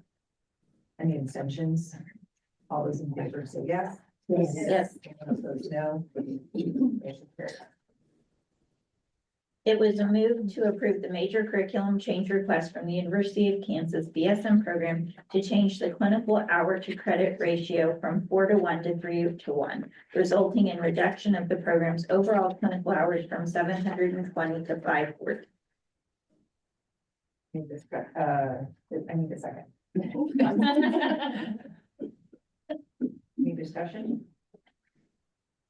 Any abstentions? All those in favor say yes. Yes. Anyone opposed, no. Motion carries. It was moved to approve the major curriculum change request from Cloud County Community College ADM program to allow bi-level designation for the ADM program, permitting students to sit for the NCLEX PN after completion of the first year of the program. Continuing program enrollment with up to 100 admissions annually for the first and second year. Approve the initial application for a PN program and approve admissions to start fall 2025 with a site visit to be done prior to full approval of the PN level as a program approved for the NCLEX PN applicants. Goldsmith second. Thank you. Thank you. Any discussion? Any abstentions? All those in favor say yes. Yes. Anyone opposed, no. Motion carries. It was moved to approve the major curriculum change request from Manhattan Area Technical College ADM program to eliminate NUR 201 and change NUR 220 nursing across the lifespan to NUR 221 nursing across the lifespan and increase the credit hour from 10 to 12 credit hours. There a second? Burkhart, second. You. Any discussion? Any abstentions? All those in favor say yes. Yes. Anyone opposed, no. Motion carries. It was moved to approve the major curriculum change request from Kansas Wesleyan University BSN program to change the delivery method of NURS 250 Introduction to Professional Nursing from online to hybrid option. There a second? Michelle Terry, second. Any discussion? Any abstentions? All those in favor say yes. Yes. Anyone opposed, no. Motion carries. It was moved to approve the major curriculum change request from the University of St. Mary to increase the credit hour of NU AT 325 from 5 credit hours to 6 credit hours. Reduce the credit hour of NU AT 305 from 5 credit hours to 4 credit hours. Goldsmith second. Thank you. Any discussion? Any abstentions? All those in favor say yes. Yes. Opposed, no. Motion carries. It was moved to approve the use of the Occupational English Test, OET, as an approved English language proficiency test for internationally educated nurses seeking Kansas licensure to include the HRSA standard. This is reading, writing and listening at 6.5 and speaking at 7.0. Burkhart, second. Any discussion? Any abstentions? All those in favor say yes. Yes. No. Motion carries. It was a move to approve the International Education Evaluations, IEE, request to be added as an approved credentialing evaluation provider for internationally educated applicants seeking Kansas licensure. Goldsmith second. Any discussion? Any abstentions? All those in favor say yes. Yes. Anyone opposed, no. Motion carries.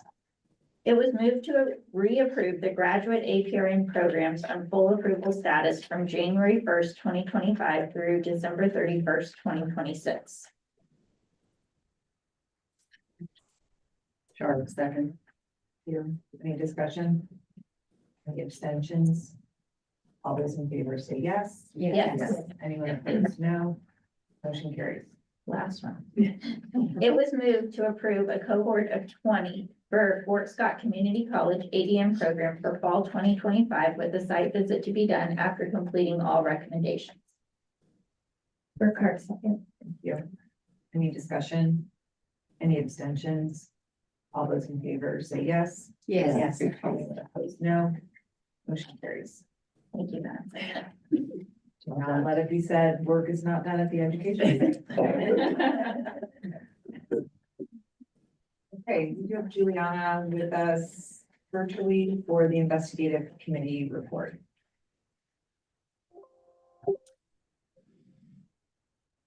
Hi, can you hear me, Madam President?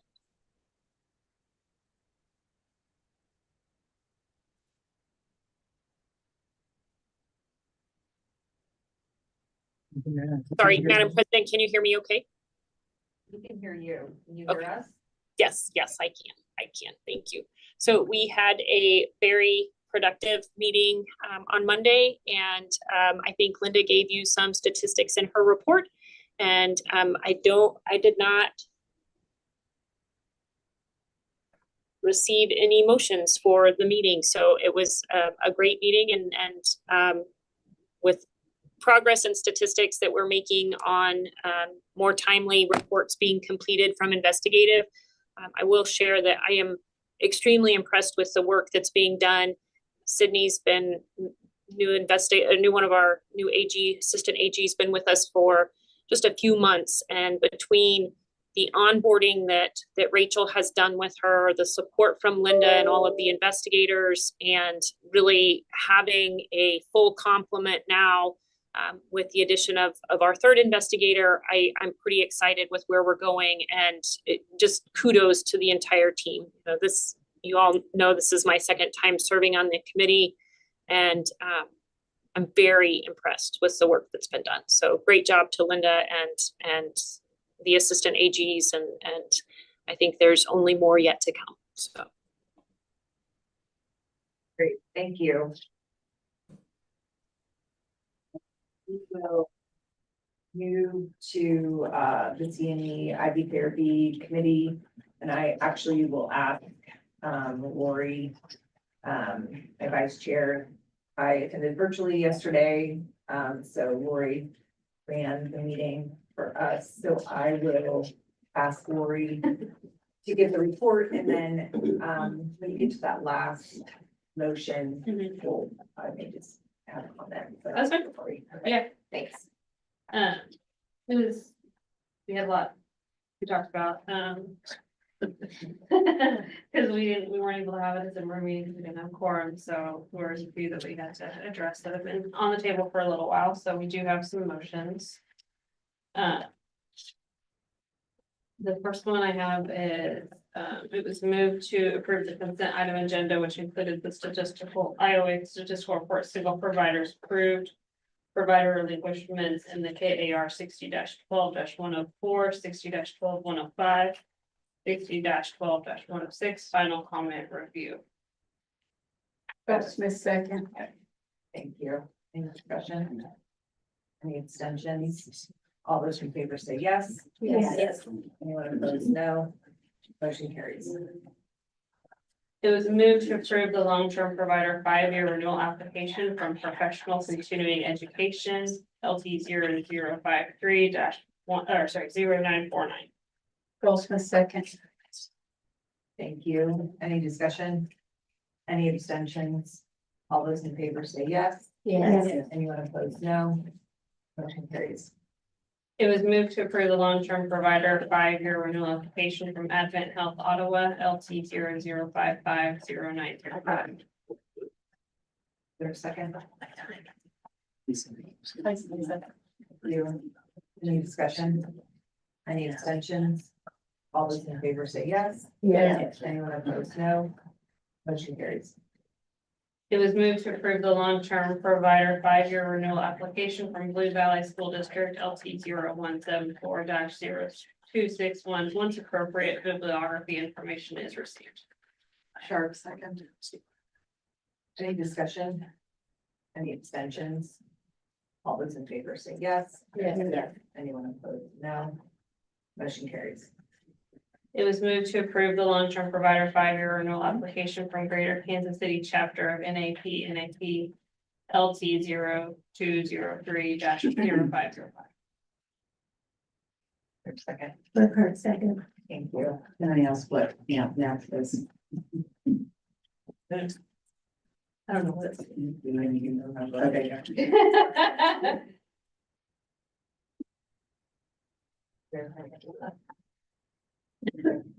Thank you. Any discussion? Any abstentions? All those in favor say yes. Yes. Anyone opposed, no. Motion carries. It was moved to approve the initial long-term provider application from Nursing BE Central. Second. Any discussion? Any abstentions? All those in favor say yes. Yes. Anyone opposed, no. Motion carries. It was moved to approve the initial long-term provider application from Soma Therapy and Lavetta Jarrett. Goldsmith second. Any discussion? Any abstentions? All those in favor say yes. Yes. Anyone opposed, no. Motion carries. It was moved to approve the initial long-term provider application from Tri-State Academy. Second. Thank you. Any discussion? This was the one they were talking about yesterday that is way western Kansas, and they're going to open up CPR and like ACLS and PALS for western Kansas to be able to get better access to that. Sorry, because I made that little comment there. All right, we have a second. Yes. I'll second, Sharp, thank you. Any discussion? Any abstentions? All those in favor say yes. Yes. Anyone opposed, no. Motion carried. We just have that last. The 5 year. So, you can hang on Okay. to that. I just wanted to, make a comment if I may. So, we did not have quorum for our committee in December. We were able to have our meeting yesterday. Thank you to Lori. She was the only in-person attendee for our committee meeting, and I think that can pose challenges. Okay, sorry. I think that can pose challenges, so thank you for doing that. So myself, I was a virtual attendee yesterday, so I know that things do arise. But appreciate everyone being here in person when you can and seeing, I think we go for the committee meetings. I think we are able to just have more thorough conversation, discussion and understanding about what our process is when we do that. So on this motion, at the time of our committee meeting, it was left as a committee that it would have to go back to ask for some additional information, which is minor information. And then it would come back to our committee for review again before we would give approval. When typically our committee process is for this sort of information that we would have a motion to approve with the addition of this information provided to Carol. And if they meet that requirement, then she could then provide the approval and we would move forward. So this motion, we can make today as a full board to approve. I just want to be clear that it was not a motion that we had for our committee Right. because. Of a modified situation. Yes, because I just think we didn't. We had some communication barriers and it was put to the side that it would have to come back to the full committee. But our typical process is that we would make the motion, they would provide this to Carol. So I just, full disclosure, this did not go necessarily like the committee, but this is something that the board could agree that I would ask for this motion. Because without that meeting, it's already been sitting for almost Yeah. months, and so then we're waiting almost another, like a full 9 months, so. It is moved to approve the long-term provider 5-year renewal application from Susan B. Allen Memorial Hospital, LT 0075-0905, once an appropriate sample certificate and roster are received. Goldsmith second. Thank you. Any discussion? Any extensions? All those in favor say yes. Yes. No, motion carries. Thank you. And that is the last one. Thank you, Lori. Mhm. We will move to the APRN committee. Vice Chair Hughes. Thank you, Madam President. Only one from this committee. I move to approve the consent item agenda, which included the APRN programs approval for Luxembourg. Goldsmith second. Thank you. Any discussion? Any abstentions? All those in favor say yes. Yes. Anyone opposed, no. Motion carries. All for your. Yes. Okay, thank you. Practice committee. We had, there was a really good meeting there too. I just have one motion.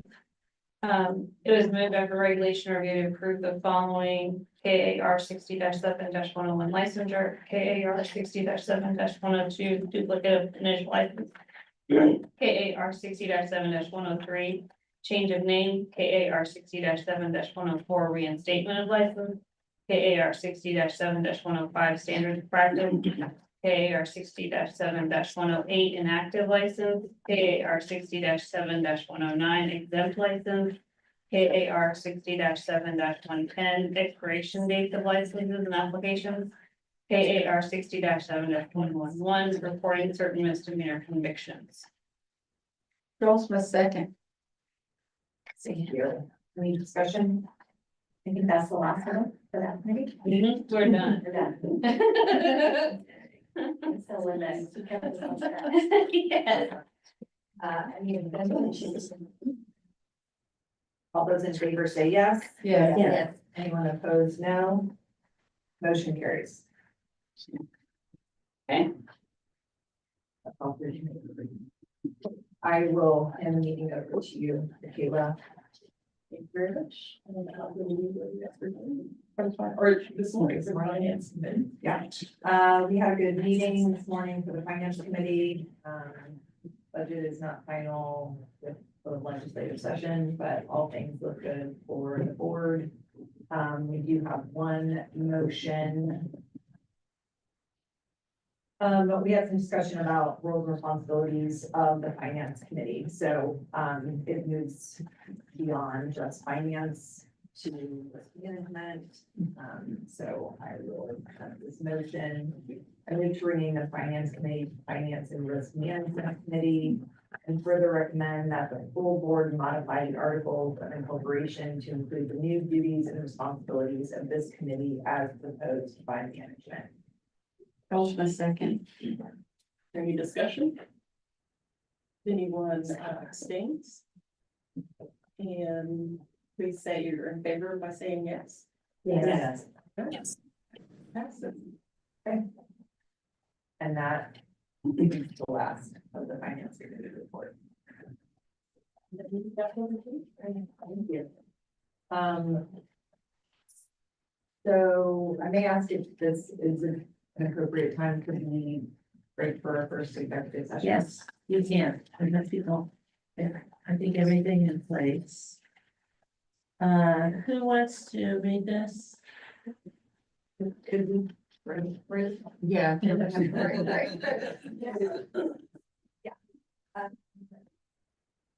Yeah, so we need to bring in the back and we move for that and give ourselves 10 minutes before we decide. So we made our motion and then, but our executive session will start at like 11:10. Take a break before, that was your asking for. We take a break before, or should we break and then come back? Let's break and come You back, should break. then we'll have our time. Great. So let's break. What time are we coming back? Can we come back at 11:05? And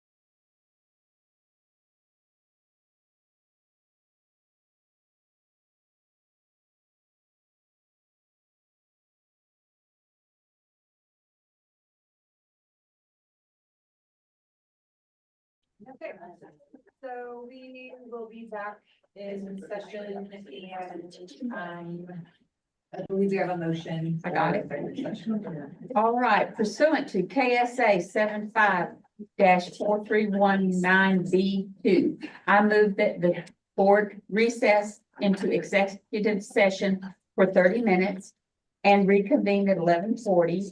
The remote meeting will be reconvened by Zoom and in room 509 Landon Office Building, 900 Southwest Jackson, Topeka Boulevard, or Topeka, Kansas, 66612, as stated in the notice of the meeting that was sent to the individual who requested the notice and as published in the board's website at www.ksbn.kansas.gov.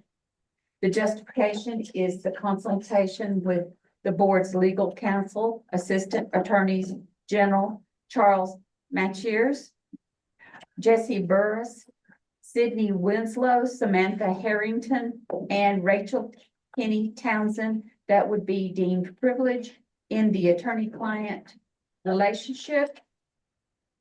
The subject matter to be discussed in the executive session concerns legal issues related to eligibility under the 8 USC 1621 internal procedures and statutory compliance.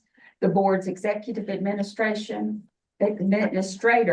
Carol Moreland and Adrian Guerrero, are included as the client. We need to have, as that, how long will be? She said 30 minutes and she'll come back I at said 30 minutes. 11:40. Sorry. So we have a motion, is there a second? Height second. Thank you. Any discussion?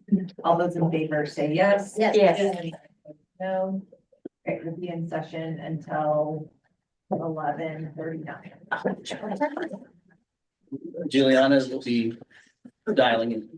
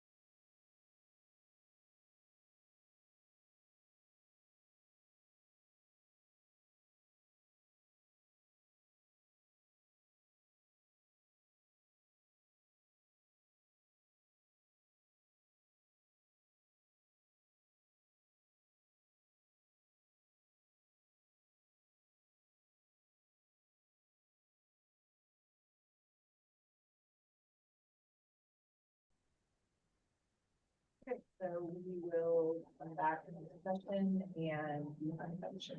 All right, the board directs the board staff to modify all nursing license applications to include questions to determine eligibility under 8 USC 1621. We have a motion. Is there a second? Oreo and I'll second. Any discussion? Any abstentions? Sharp abstain. All those in favor say yes. Yes. Yes. Anyone opposed? No. Motion carries. Okay, we are going to break for lunch. We will come back. Yeah. Did you have something? Oh, I'm sorry, it's upstairs. We'll come back at 12:10, 30 minutes. Let's just make it 12:15, 12:15. And we'll finish up this. Okay. Okay. Just make sure that you sign off from your computers.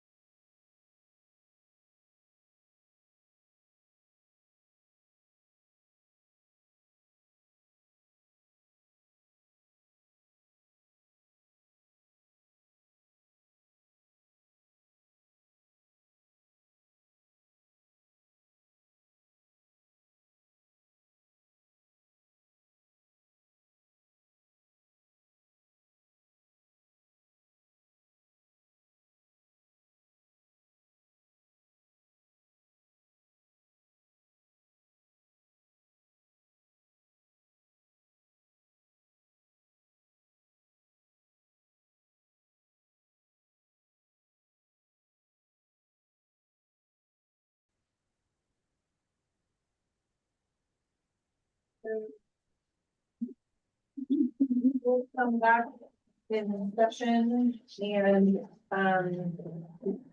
we'll actually take a motion to move to another executive session. Who wants this?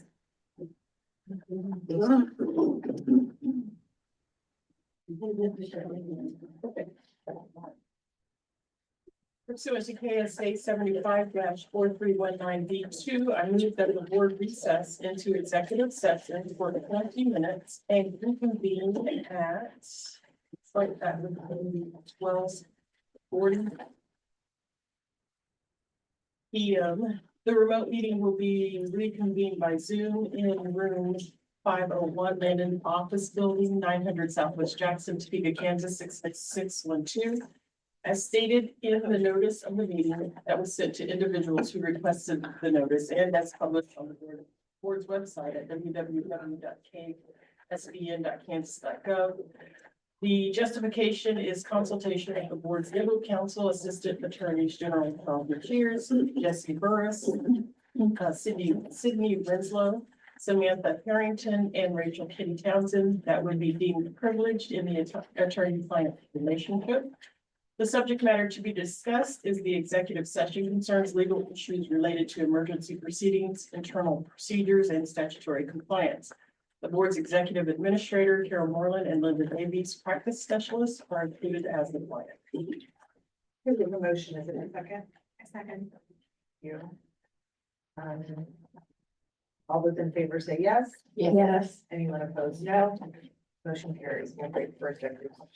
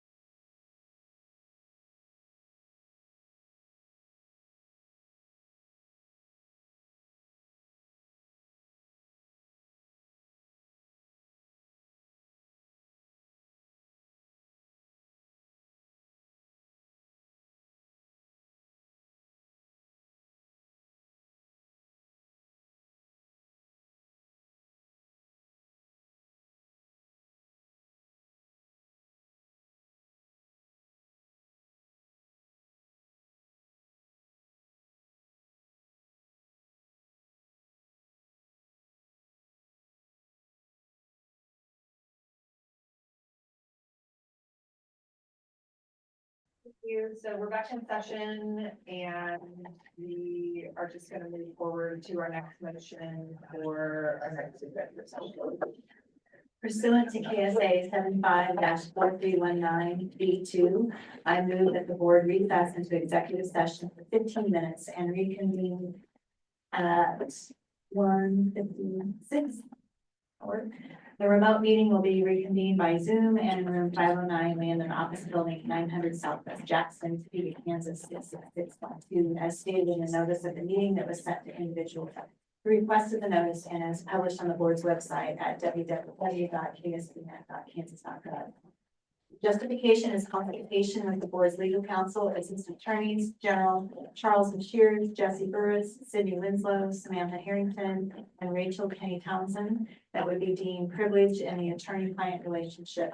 The subject matter to be discussed in the executive session concerns legal issues related to disciplinary proceeding, internal procedures, and statutory compliance. The board's executive administrator, Carol Moreland, and Linda Davies, practice specialists are included as the clients. Yes. I think the time should be 12:56 and 1:56. Oh, Okay. yeah. I just wanted to clarify that. I can't see far with my glasses. Okay. 12:56. Perfect. Okay, give me a break. Oh, sorry, that's got a motion. We need a second. Right, second. Right, second. Any discussion? All those in favor say yes. Yes. Yes, anyone opposed, no. Motion carries.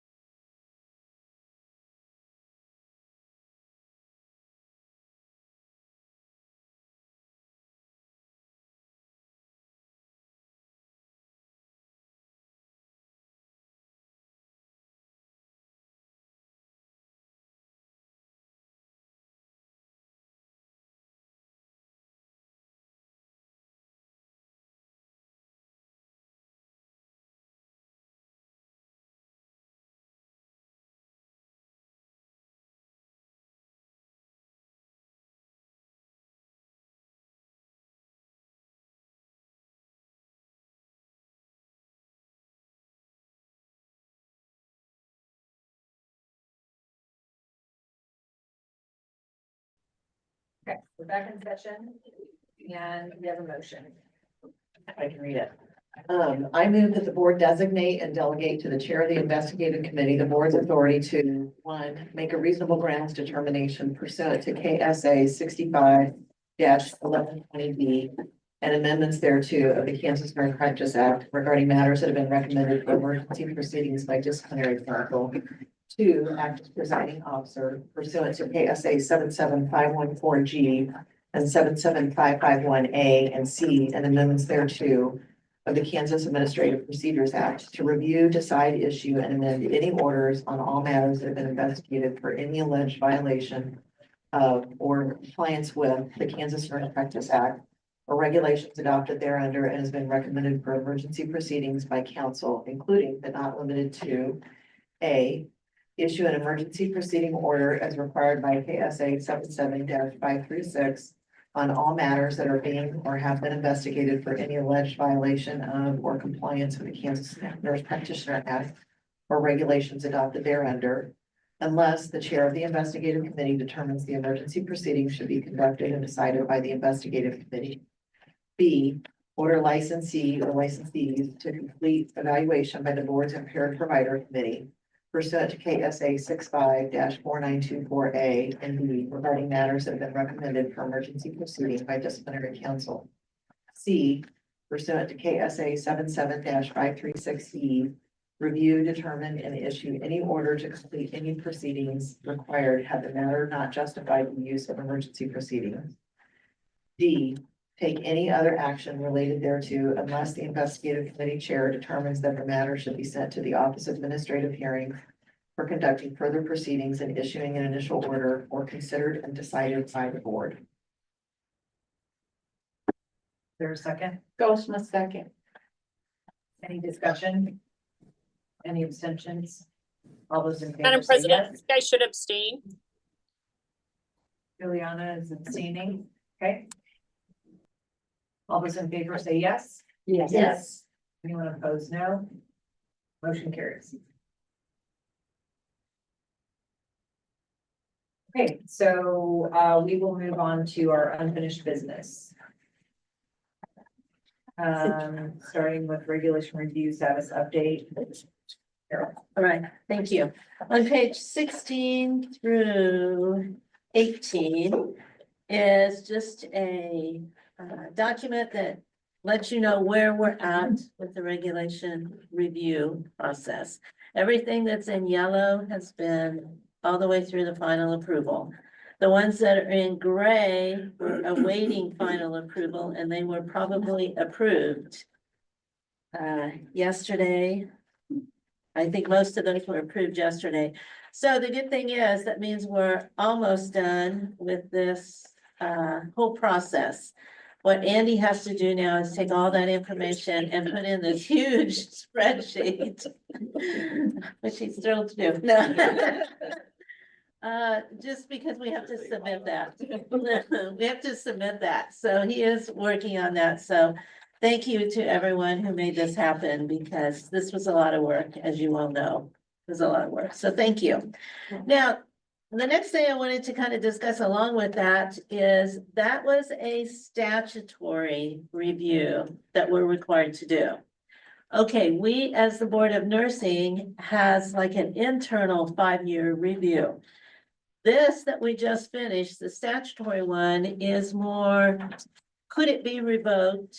If it was revoked, what would be the impact on public safety? You know, things like that.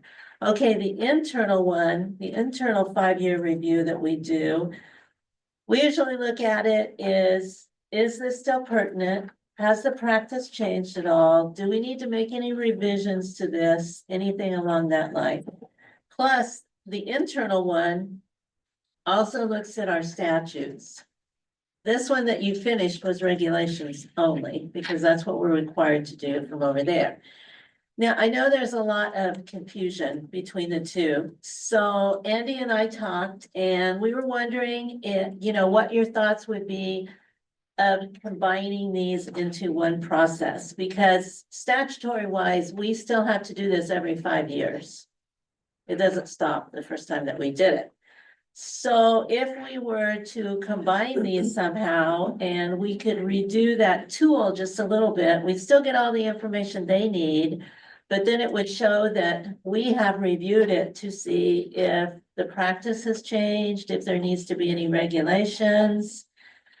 I mean, that might be an option to try to keep this a little bit clear, because I'll tell you, every committee that this came up in, they were kind of lost as far as why we had two processes. So it's just an option that I thought I would present. If you want us to still do two processes, we can certainly do that. I'm gonna have confusion all the time then. I think it makes sense to combine it personally.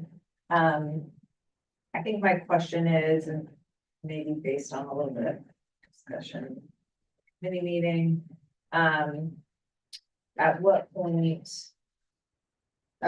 would we be at the timeline that we would need to start this combined process? Since, you know, we did the statutory review, which is required every 5 years. Yes. And then, but we didn't do our internal review, which is also every 5 years.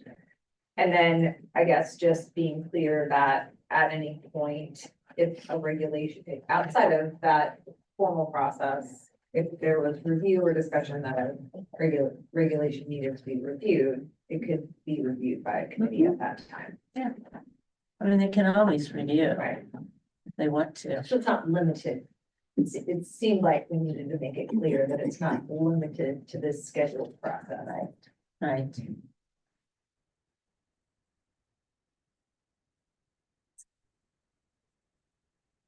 So we've got a little break. Unless a regulation was specifically identified for review currently. Yeah, we might look at the timeline and everything, and it would be nice maybe if the committees didn't have so much on their plate as far as reviewing these, because some had some very long lists. They really did. And it was difficult to get to those, where maybe if they just had 3 every meeting or something, it might be a little bit more manageable. I don't know. It's an option. I mean, staff could maybe look at, if you want to combine them, staff could sit down and look at this and figure out a way and bring it back. That's what you want. That makes sense, even if if we don't have any on our committee agendas for June, but instead we discuss like what that combined process would be, so that there's a little better understanding about next steps, and then we can proceed from there. Does that make sense? Yep.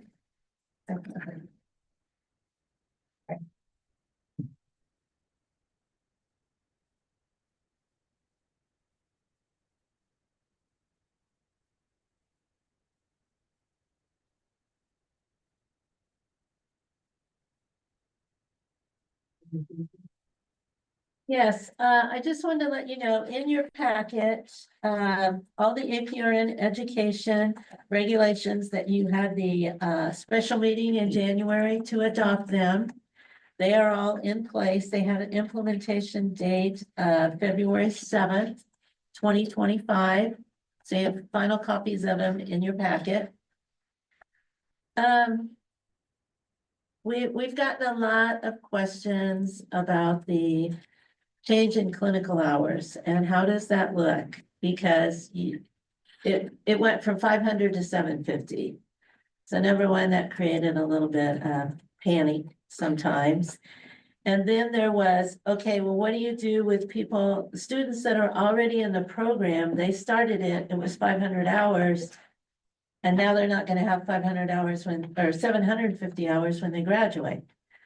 So clarified that for any student who has started the program prior to March 1st, 2025, they will need 500 clinical hours to graduate, to get licensed in Kansas. Right? And then anybody who starts a program March 1st or after will be required to have 750. So that kind of covers those that are in there right now, that are in a program that's 500. And that's what they started with. Gotten a lot of questions from out-of-state schools because they kind of thought that we were telling them how they had to do their curriculum. Well, we don't have the authority to do that. We have the authority for the approved advanced practice programs in Kansas, and they all knew that. And we had talked to them ahead of time and they all had it except for one, and they were in the process of changing and getting more clinical hours anyway. So it wasn't an issue for the Kansas schools. And how I explained to the out-of-state schools, we're not telling you you have to do this. However, you need to be upfront with someone who might want to be licensed in Kansas, that they're gonna have to have 750 hours, and your program does not have that. Now, maybe there's gonna be an option in your program, that's truly up to you. And then they kind of settle down a little bit, I would say. I also explained, we now have full practice authority. So right now, they can graduate with 500 clinical hours and they're on their own.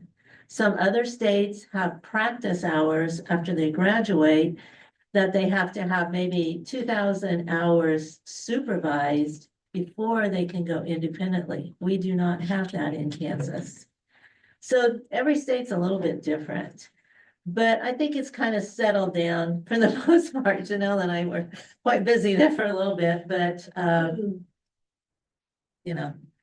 I even had one of them call me up and she said, well, I just think you should have sent a letter to every out-of-state APRN program. I understand. Do you have any idea what you're asking here? I said, number one, I don't even know who they all are. I said, I'm sorry, I don't. We don't regulate them. Yeah, we don't regulate them, so I can't tell them what they have to do, but they need to be upfront with any students that might want to get licensed in Kansas. I might just add that I did talk to a couple of different organizations that work with advanced practice nurses. Like the AACN, I think, is one of the big ones. And so they actually emailed with questions, and so got the information to them. So they'll be able to communicate with a lot of the programs, which is really a lot of what their job is. After explaining to them, we don't regulate those programs, so there would have been no reason for us to have email addresses or mailing addresses to send all that, and it wouldn't have been within our scope to really do that. So there are some things that have been put into place that I think will help with that. It's just they were all like, Yeah. We have, we put it on our website. It's, I believe Ray has it on with the application.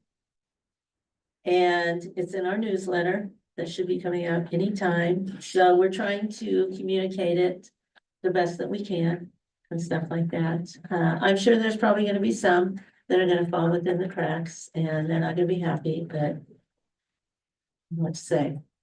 But anyway, those are all implemented. That was a year and a half of work or something like that. All right, do you want me to go on to the next one? Yes, please. Quarterly newsletter update. I think I already kind of told you that. The new newsletter is gonna look really good. I've seen the proof. And it should be out anytime. Just as a reminder, they are going to send copies to those that we've asked that they send copies to. And they're going to send like a shrink wrap pack to nursing programs so that they can have those out to, they're not gonna be enough for every student or anything, but they can have them out so they can see them. The name has been changed to Kansas Nursing News. So it looks a little bit different than the other one did. But hopefully you'll be happy with it. A nice thing that we have with these vendors is if we need fillers or anything like that, they have national authors that have written like on burnout, something along that line, that they have permission to use that in our newsletter. So if we want a filler about, again, burnout, we can tell them, hey, in the next one, we want something about burnout, and they'll go find something for us. Of course, we can approve it and stuff like that, but with the other vendor, we did not have that. So I think that's good. Yeah, it is good. Yeah. So I'm excited. great. Nurse midwives. Nurse midwives, I believe this came out of the board last time. It's also being discussed in practice. There was a request to find out more about the certified nurse midwives. Am I saying it? Certified professional Professional midwives. midwives, okay. CPM. CPM? How does that differ from, a licensed nurse midwife and stuff like that?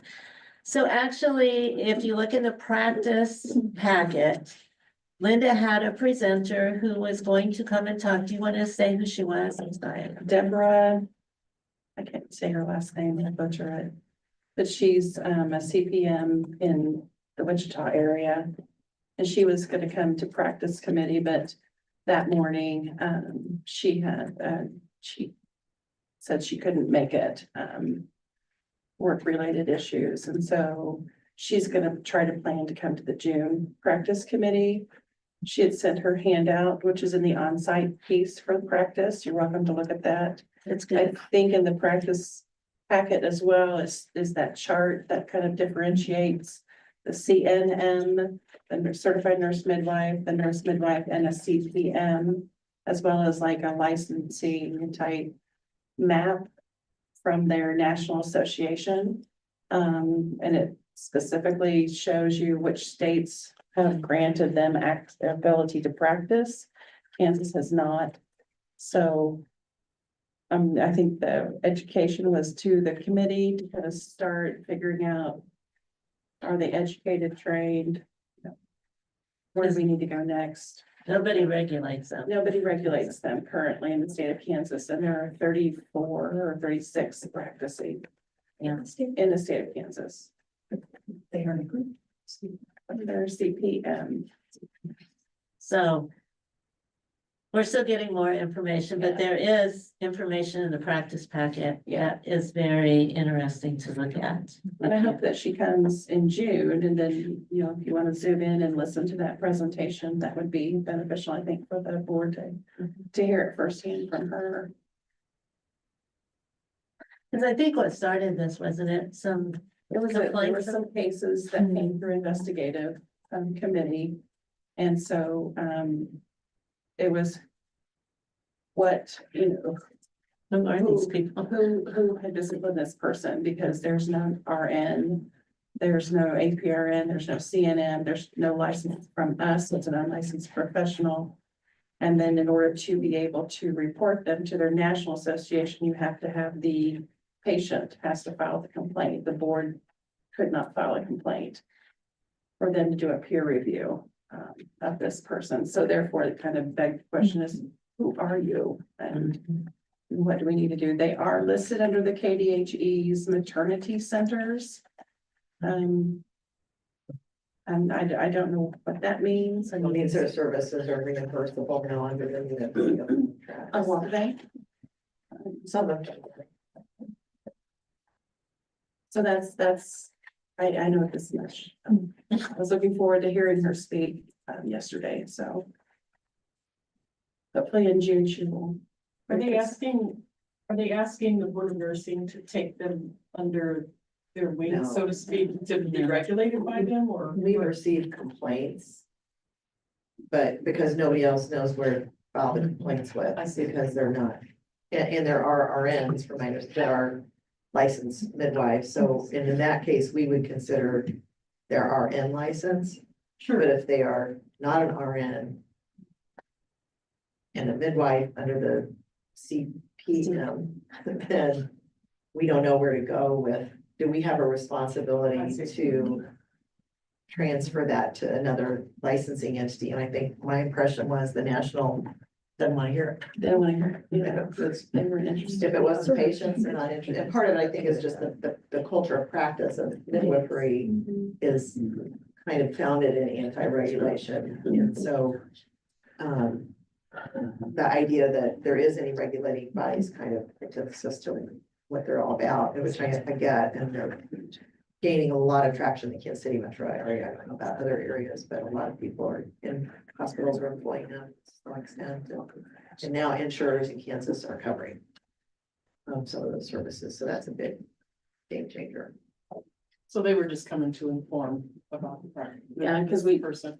Yeah, we started in practice to kind of figure out, what is their education journey, what comparable to other states, and there's a chart in the practice committee that kind of shows you all the states and their ability to practice in all the states and which ones have limitations and which ones have granted. And who's overseeing them. It's in the middle of everybody else who's done something about it. It was, and that's from the National Association for Midwifery or something. There's so many acronyms. 38 states regulate CPMs. Whether they have to carry insurance or not. So who regulates it in the state? I'm sorry, In what state? in those 38 states, who? The licensing board. Is it a, Which board? is it the nursing board in I those believe states? so. We can dig into that. Yeah, So that's maybe my people question know. is, whose reins do they want to be under? I mean, because it. They don't want to be. They don't want to. Well, but not them, I guess, maybe I'm asking the question wrong, but. For uh, public For protection. public protection. Thank you. Sorry.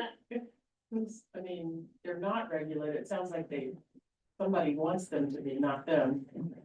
So who's? I think to me, it fell kind of along the lines of all the ID stuff. Nobody wants to advocate Yeah. for bringing them under their umbrella, but if we're going to be getting reports and the public Yeah. is potentially at risk for some practitioners, where do they go when they have a complaint? And we could answer that question.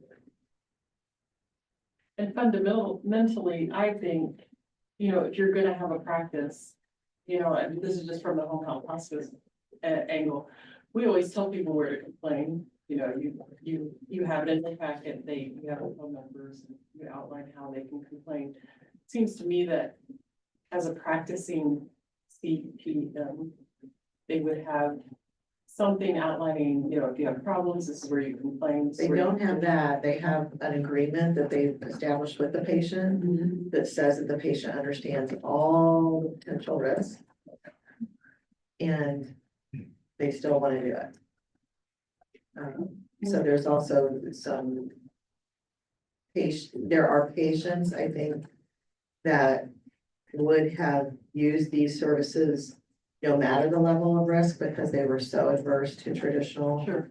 OB/GYN care in hospitals, and I think that was where we became a little bit alarmed, like, when is it the professional obligation, like an oath, if you will, to refer, because that patient is so high risk, but what if the patient says, I don't care what the risk is, I'm Sure. and then they still have an adverse event, and so then who's?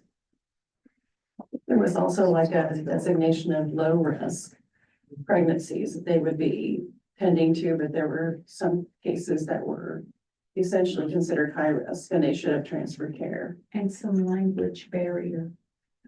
Big language barriers to whether the public is aware of what they're even being told because they don't speak the language, there's no translate. So I think it's just to start. Or if the care was transferred to another type of provider. But at the wrong point in time, then whose responsibility was it for that adverse outcome? It's another issue. So once we're informed about what they do, what are we gonna do with this information? I guess that's maybe. No, this came out of investigative committee, so investigative committee.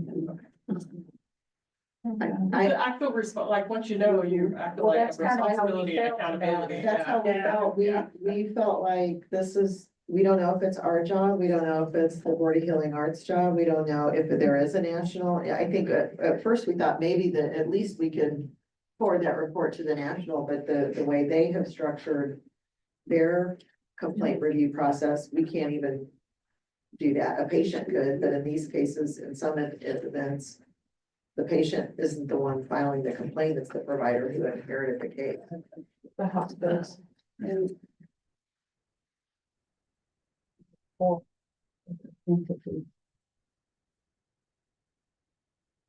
Sounds like more to come.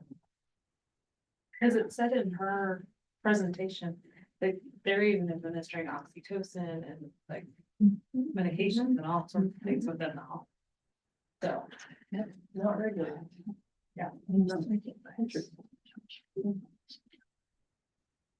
And people are hiring them.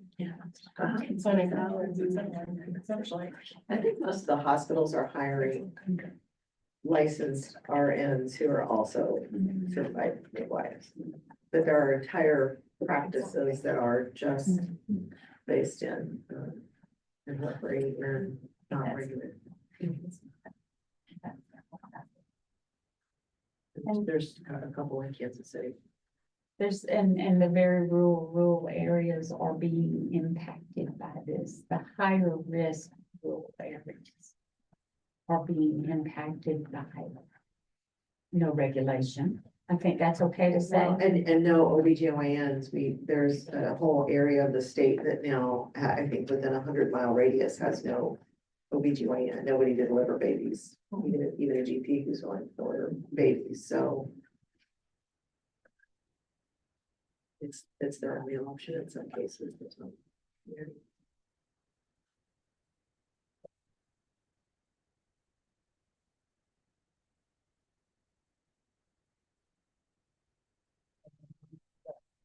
On to defund the refunds. Yes, and on page 38.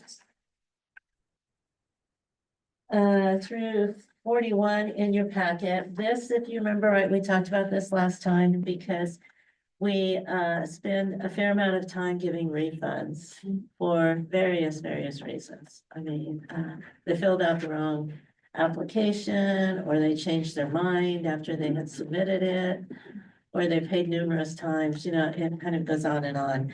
So you ask me to look at what could we do to make it non-refundable, so it would be real clear, because right now we don't really have that.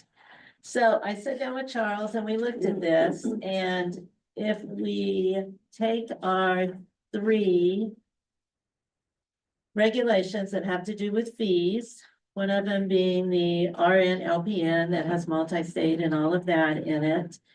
And then one would be your APRNs, and one would be your LMHTs. Yeah, mental health technicians. And just basically put the word non-refundable in there. That's probably all we would have to do, hopefully. And then that would be very clear. Of course, we can put it on our website and we can, you know, but right now, if we're challenged, you know, we don't really have anywhere that they're non-refundable, which is fine.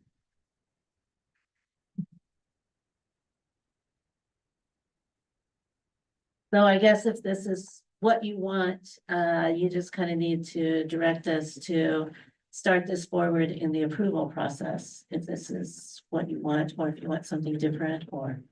We need a motion for that. I don't think we need a motion at this time, do we? Can we just ask that you You can just direct us to, take those next steps? yeah, start it through the approval process in the state. Are there any other questions for Carol? We agreed upon when we discussed it previously about rationale for adding that, so it sounds like you've been given Okay, the directive. Thank you. For Andy, and I will do that. I'm loving having you here. And so, our last item for unfinished business is the strategic retreat update. Carol, Adrian. Adrian. Okay, well, thank you, members, Madam President, members of the committee or board. You will see the flyer on your desk. This is the plan is to meet on April 22nd and 23rd. We will meet the afternoon of the 22nd and morning/midday of the 23rd. We're going to have Dr. Stephanie Ferguson come in again, so she's been in contact with us, and Carol, Andrea, and I are going to have a meeting here in about a week, I think. To work through some of the agenda items, and we'll get to more ironed out agendas sent out to you soon. We have the rooms reserved for all of you that need them, and we'll be sending out the numbers reservation numbers to you via email here shortly. And look forward to having you join the retreat. We're gonna do dinner at Larkspur's. Yeah, it's been a We did it the last time we were few down there. years since we were there. It's a nice place. It's just, all I'm saying, it's gotten a little dicey down that part of town. On Good that to corner know. specifically, so. Okay, good to I know. probably wanna drive instead of walk, Okay, just saying. did not know that. Really, you said you did too, since some won't have their computers. Good point. Just saying. Thank you. I will text you your reservation for some of that. And then we'll get you the agenda for you, so. But thank you for the notice. We Mine's will, being hyper vigilant. but we will keep an eye on it. No, we didn't know, It was a little scary, like just because 6 months ago. Oh, boy. we've always walked. Yeah, we just walked down there. It's real close to the hotel, but Right.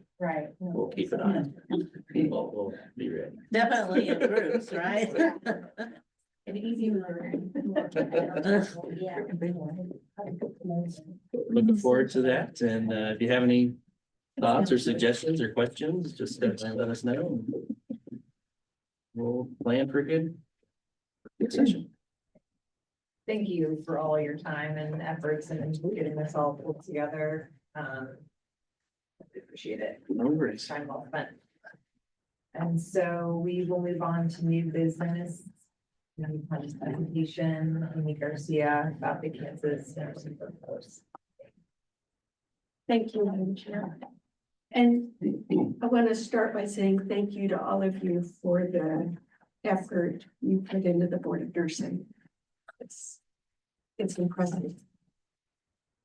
You have a report in your packet. It's 1 page. I want to start with an update on the state of nursing in Kansas report. So the big white report that we've done. We are working on volume 2, which will be released in September, and it will have data from 2015 through 2025, which will allow us to do trends related to the workforce. So we're halfway there and really positive. The second thing would be related to the conversation that you just had about access to maternity care in Kansas. We are finishing a project with Methodist Ministries mapping access to maternity care by county and in some cases by zip code against all of the specialties that are involved. So from physician to mental health to nursing, we've mapped, it's a pretty substantial report. I was hoping it would already be out. But when it is, I'll make sure that that's available to you. Like the state of nursing, it will be free and widely available. I'm here today to ask about access to the pre-licensure annual report collected by the National Council of State Boards of Nursing about education programs in Kansas. 19 of the state nursing workforce centers do aggregate reporting on the state of nursing education in their states. I have examples of those that happy to provide you. I brought one with me today from Florida that shows that they've taken data about schools, students, communities, and census data from the area and combined it into a format that would support policy. So that information is at the National Council of State Boards of Nursing. Their process is that you would either allow us as the workforce center access to that data, or you would not deny us access, but specific to that data. I could talk all day about other things we're up to. We've got lots of really great projects around career development, pathways into nursing. But I'll pause here and answer any questions you may have.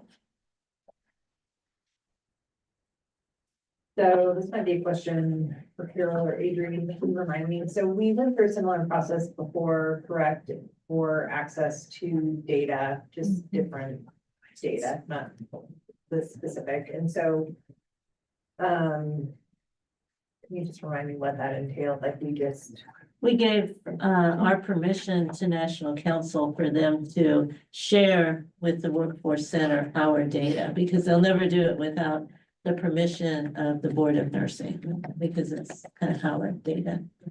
I think that. Yeah, was and they have the a big- very predefined process so that, you know, that the people have access to things, it's ownership of the membership.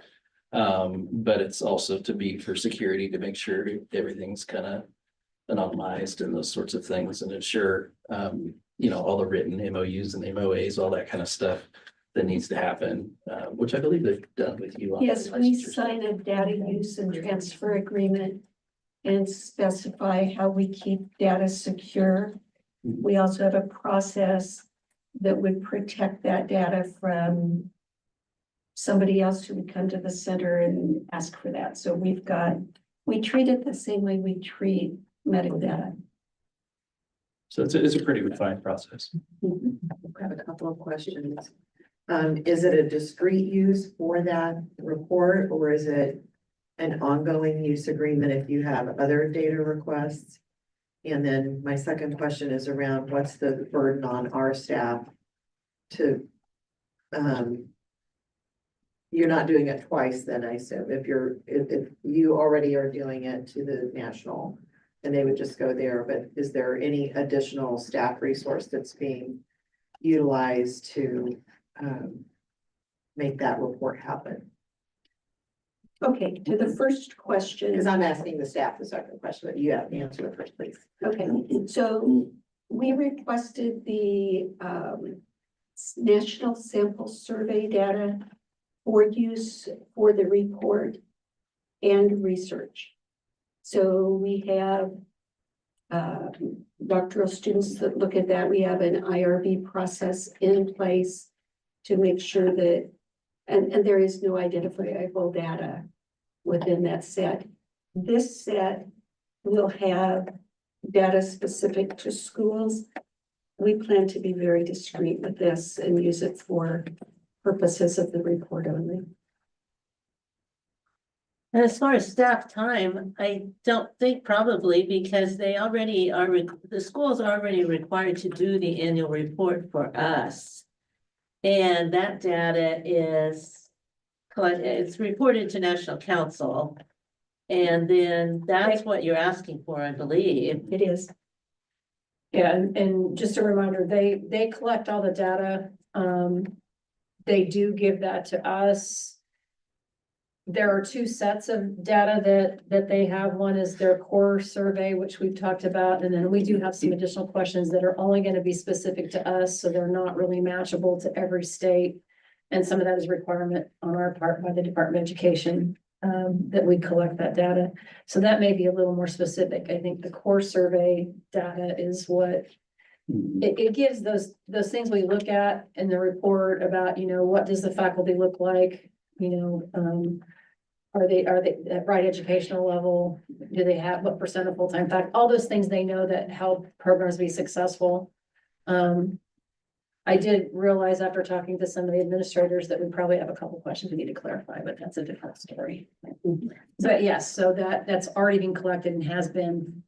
It's just that NCSBN does it now, so. So I don't think it would be any more staff time. No. So I guess my question as a school administrator, we know we're giving that data to KSBN and NCSBN. Do you have a responsibility to let us know? Because I guess my understanding is it would not be anonymous data that you're giving over to the Workforce Center. It would have our school names with the data. Yeah, it does, yeah. So do the schools not need to be notified before this is given over? Because when we give this, when we enter this data, we're assuming only two entities have access to it. Other than that, I might just add, when we do the annual report or a public entity, it goes into a public report and all schools are identified. And it is Yes. potentially Cora data. I don't know. We'd have to ask the attorneys, but there's potentially information that could be obtained by anybody. Okay.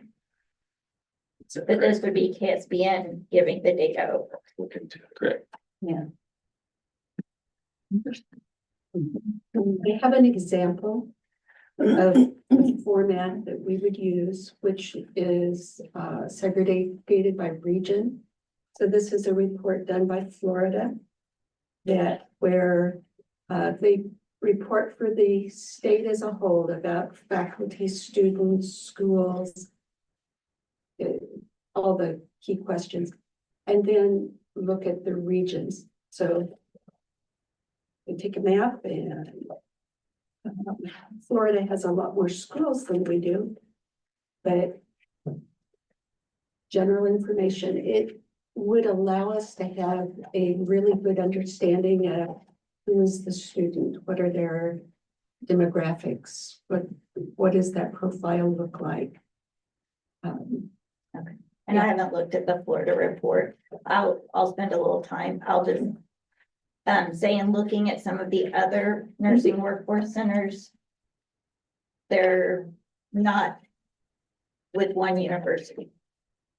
9 of them are, so a quarter of all workforce centers are located within universities. Usually the bigger ones are located within universities. A smaller percent are located within associations, a couple within hospital association or other trade. Some are located within their boards of nursing, like Louisiana. Colorado and several others are freestanding. In about a third of states, the primary funding is a part of the nurse license fee. We have not done that here. We had fundamental funding from the University of Kansas. Our chancellor saw the map and said, Kansas has got to have better data. So he provided that access. And then we've been able to grow our center with funding from foundations. We've got HRSA grant. We've applied for money from CNS to expand the long-term care workforce. We did that with 10 surrounding states. So it's not ideal to be embedded within a university, but it's not unusual. Florida, Washington, Maryland, most of them. So I can give you that report if you're interested. Just maybe a question, so, and maybe just where the concern or discomfort comes from in a way, is that how the information is shared, that the intent is not for it to be branded by the University of Kansas as promotion in any way for education that could be provided there versus all of the schools and resources, et cetera, throughout the state, right? So is there just some, like, feels a little. Yeah, I was just asking where the data, like, if another school in Kansas wanted to look at this data, would they be able to bring this request forward? So what we've done with the National Sample Survey data is we've put in place an infrastructure that will allow us to create a board. I actually published an article on how to do this. Allow us to put together a board that would oversee research requests so that a student or faculty member could apply, have a board that looked at it. That arrangement was with 3 hospital systems, children's hospitals, that provided data into a repository that we had a panel that oversaw applications to do research on acuity in children. So we will use that same model. We just haven't had the bandwidth yet. But that's where we're going. This particular data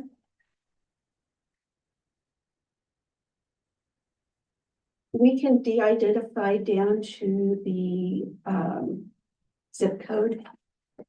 But here in Kansas, it would be pretty, so we won't publish any identifiable information other than a list of where the schools are and a map like we did in our current report.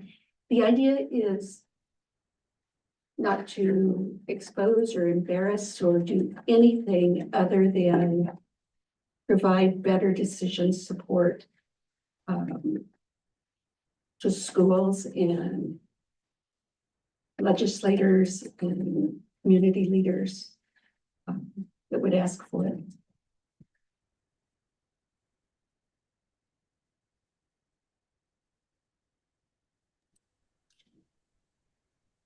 I'll add, I think my concern too is, based upon the comment about zip codes, nurses don't always work where they live and the way the data is published. So I've heard a lot of concerns as I've been in the community over the last year and as the first report was published. So transparently, it's not something I'm in favor of.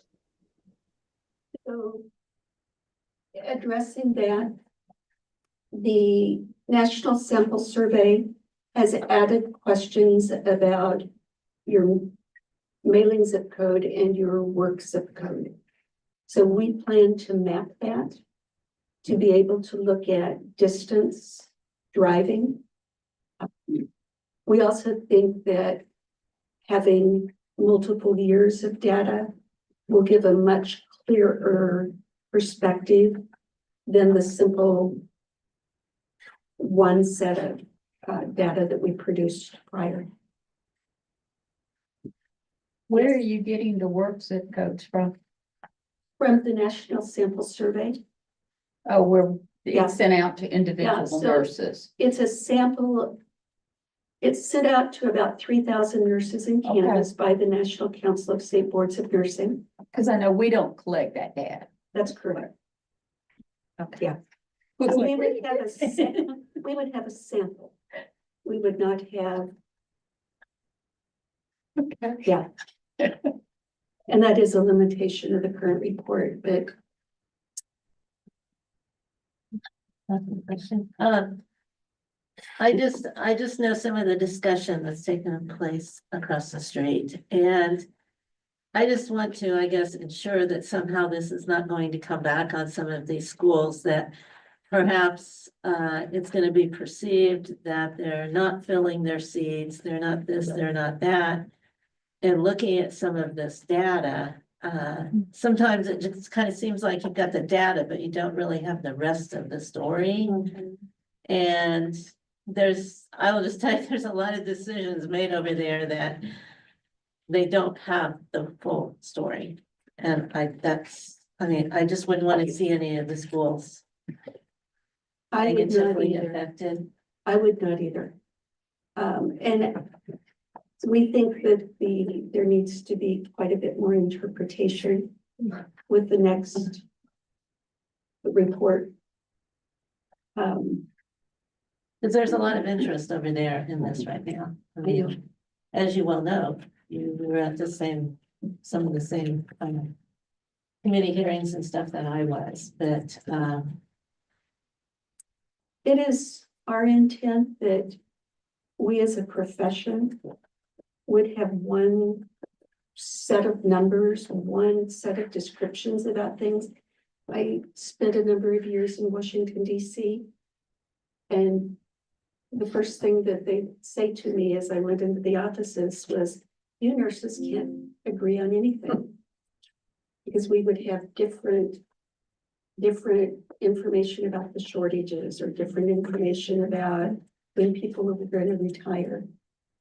And part of the hope in doing a state of nursing report was that we as a profession in Kansas and move past that to the real stuff.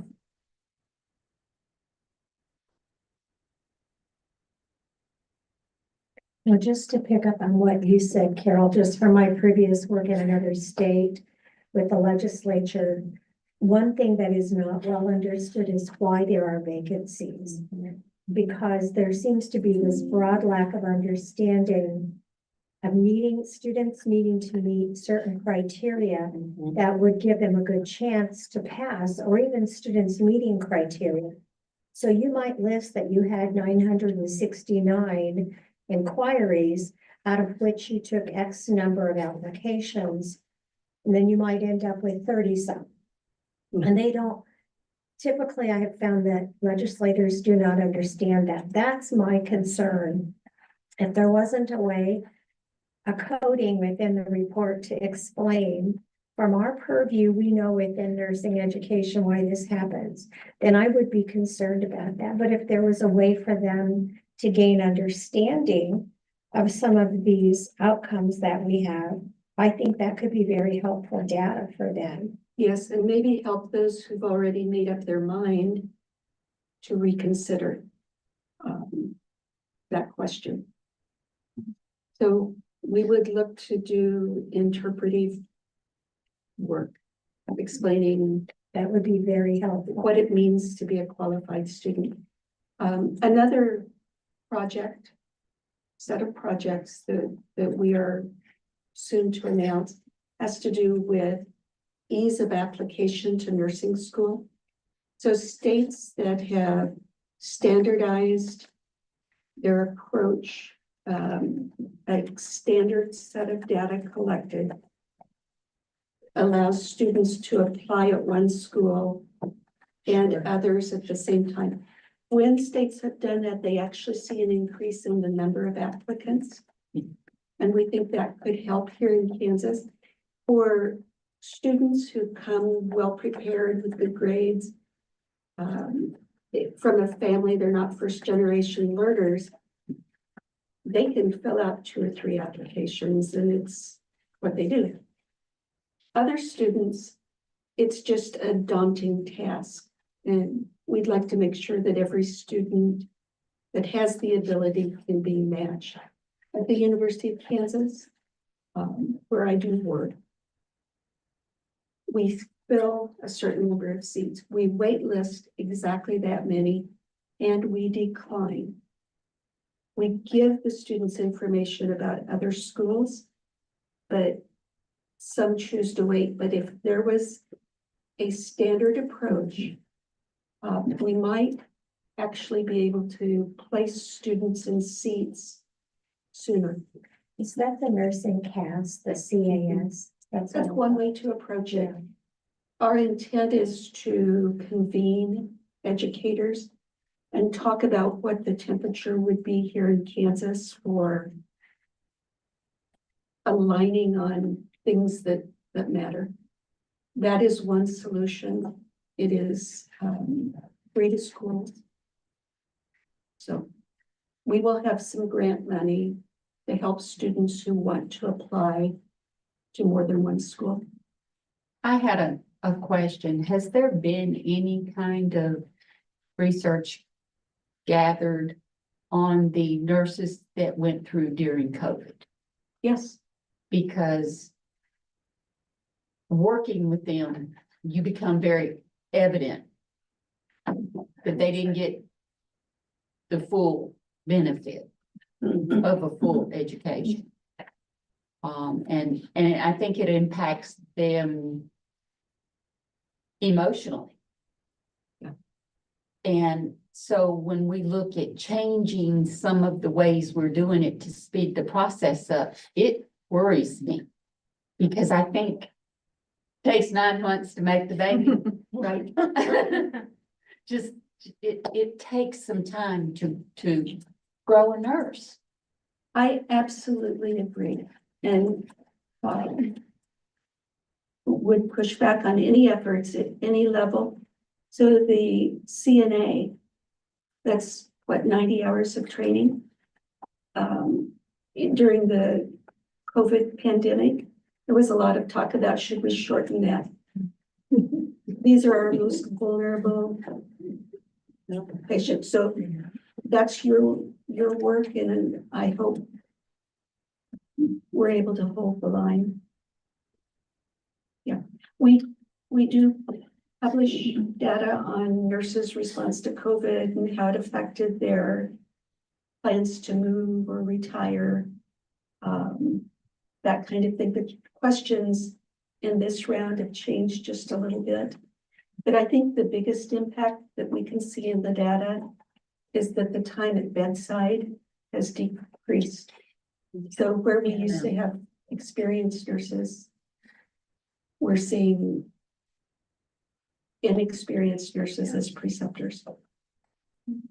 It is.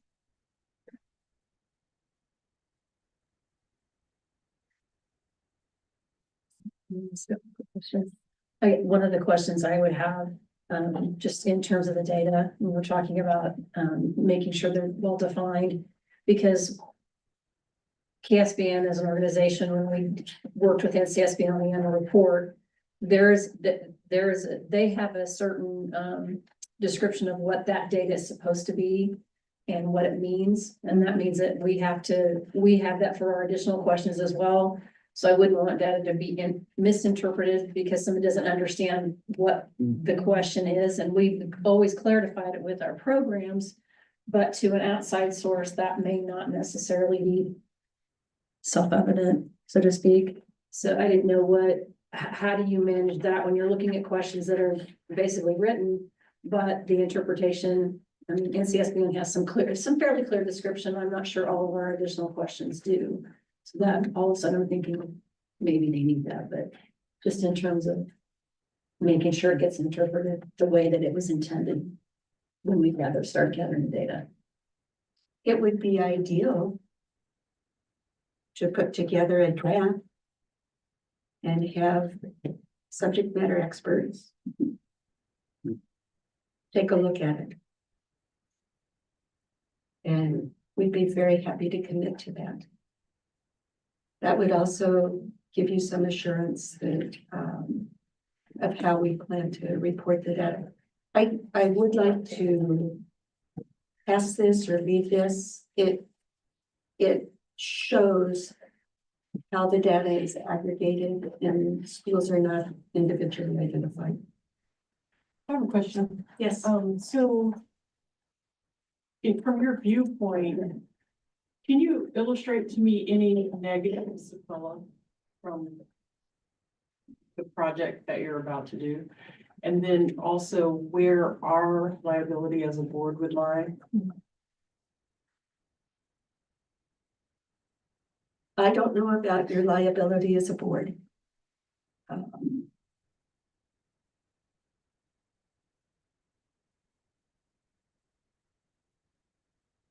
We've talked with the other states that have done this. I have a list of those with me.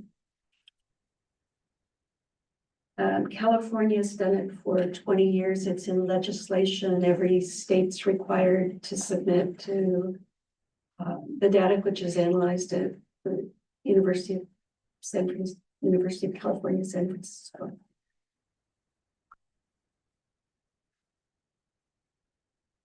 The approach we're taking, I can't promise anybody that a legislator would not interpret, but they're going to do that with or without data. And I'd much rather them have a set to look at. So.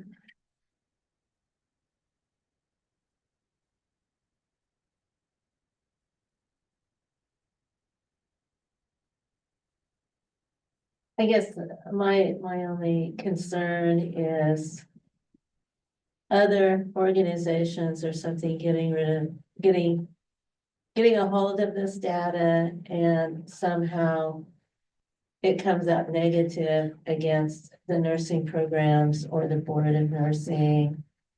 And the fact that we approved the programs, I mean, I'm sorry, I've heard testimony very similar to some of this numerous times, and it's it's data that supposedly they've gotten off of our website, but the data they're talking about is just like almost totally different. And it's how they've interpreted it and how they wanted to interpret it for what they want to use it for. Yeah. I mean, we have somebody who's trying to dictate requirements for faculty in a nursing program, and they're not even nurses. You know, making that decision, and I'm sure they feel like they have some data someplace that has led to them believing that, but I guess that's my hope.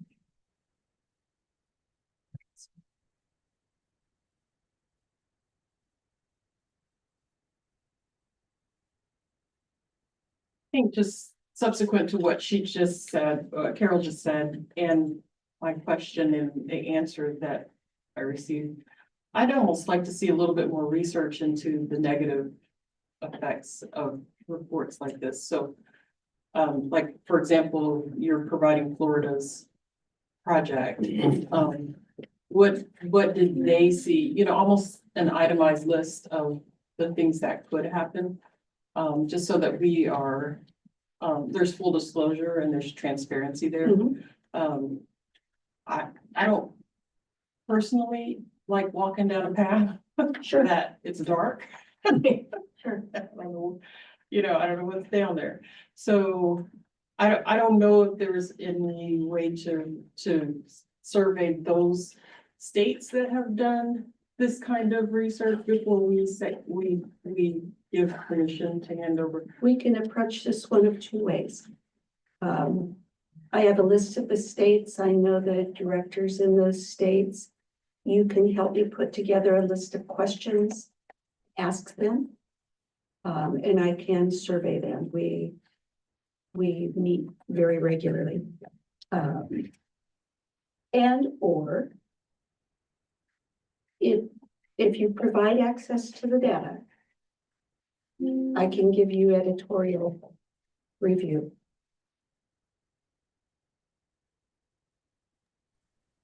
I think my concern is the data, we get a beautiful report from NCSBN that gives us the information that we're looking for and has been helpful. It takes into consideration national solutions that cross state lines and is very helpful and could be even more helpful if it was disseminated more widely, you know, to legislators.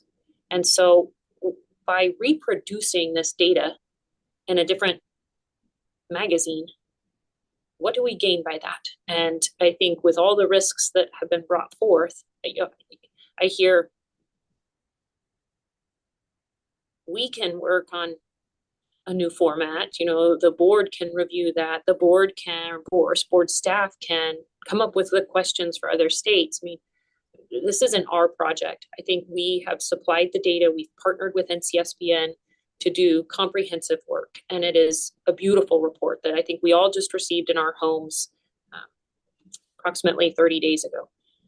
And I think it is incredibly useful. And I would move that we share that across the street at the legislator. NCSBN has been pretty forthcoming with those magazines and sharing that. And I think that data is comprehensive. So I support continuing to provide the data to NCSBN, and I think that is where my alliances lie.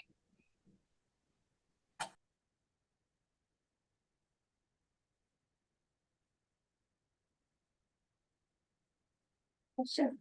Have you talked to the nursing programs? How do they feel about their data? I mean, have you talked to them about that? Not yet. I didn't know if the board would be open, so.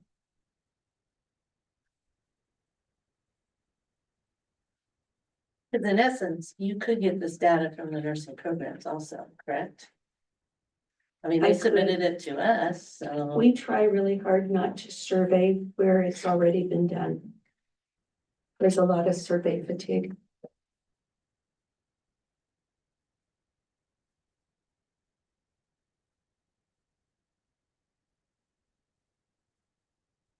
steps. I'm sensing there's still a bit of question or, concern over the, approval for the access to the raw data for additional work. I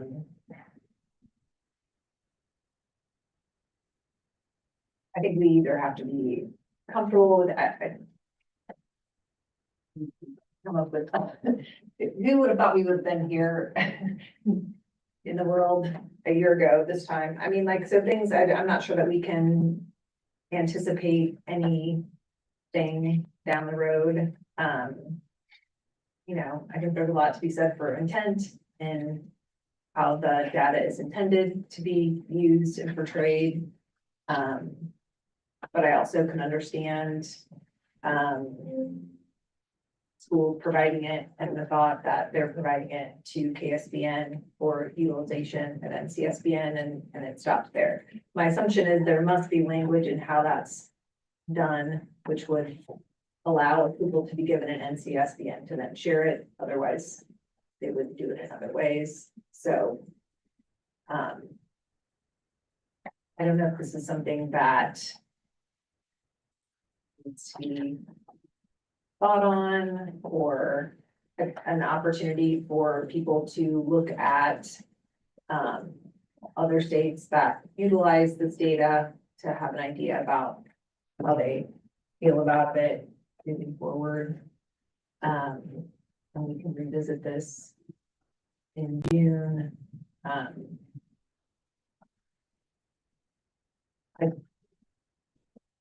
wondering, would a survey to School of Nursing, nurse administrators, could that possibly be helpful? I know you've got two here, Amy and I are, and I just wonder if that could be helpful. We brought that back to the board. I'd be happy to do that. And I also heard a question about surveying other states, whether they've had unintended consequences. I would also ask them if they met their intended consequences. What did they achieve? So.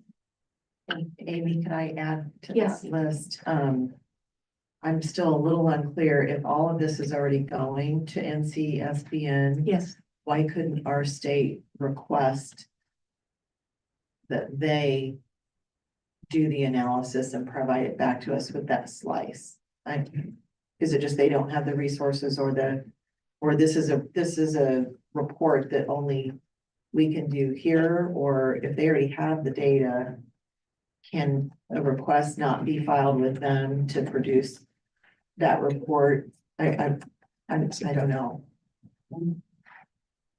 Because the concern seems to, from us, seems to be the raw data. I think the raw data, and from what I've heard, it's also kind of and I don't put this on Amy, the KU brand associated with the institute is problematic for other schools of nursing, and I don't think there's any other way to beat around that bush. And so if it's something that we really need and want as a state, and all of the schools would benefit from that, I don't understand why we wouldn't be able to make that request if the data is already housed somewhere and everybody was involved in the use agreement and how it was going to be utilized. So I don't know that.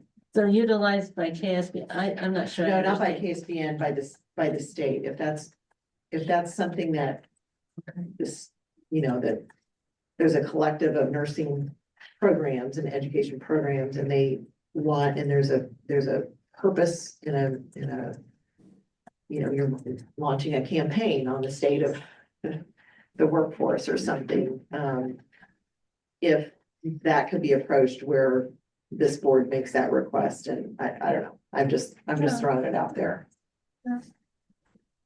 Brenda, I think you have a really good suggestion, and maybe we could invite, and I'm going to look to Adrian because I can't think of that gentleman's name right now, but the gentleman at NCSBN who kind of leads up the project of doing the workforce analysis. Could we invite him to the June meeting to discuss, because we as Kansans don't utilize the NCSBN data to its full extent. And I I only know a tip of the iceberg, but maybe he would join us, you know, even if it's virtually, and discuss what options we can have and what additional support tools they could offer from NCSBN. I think you've got a great suggestion, Brenda. I think she's talking about Brandon Martin. Brandon, yeah. Brandon. We absolutely could ask him. Yeah, I'm sure he would be more than happy to, yeah. Because this would be such helpful data to have for writing grants for so many comparative studies. I myself, just what I do professionally, would like to have that, but we just have to be assured that it's aligned properly with interpretation and that certain information is not released to certain parties. So. Sure. That's absolutely fair. And that's a big piece of this discussion is building the trust.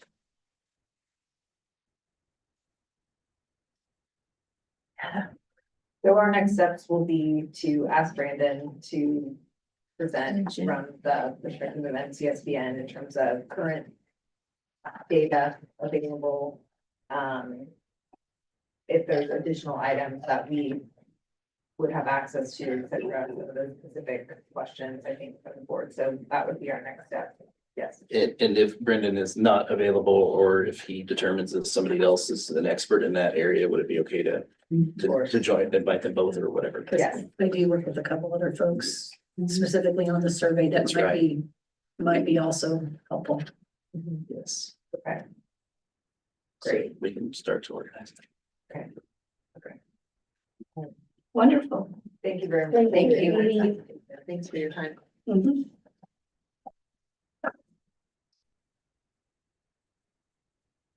Okay, so our agenda for the June board meeting here,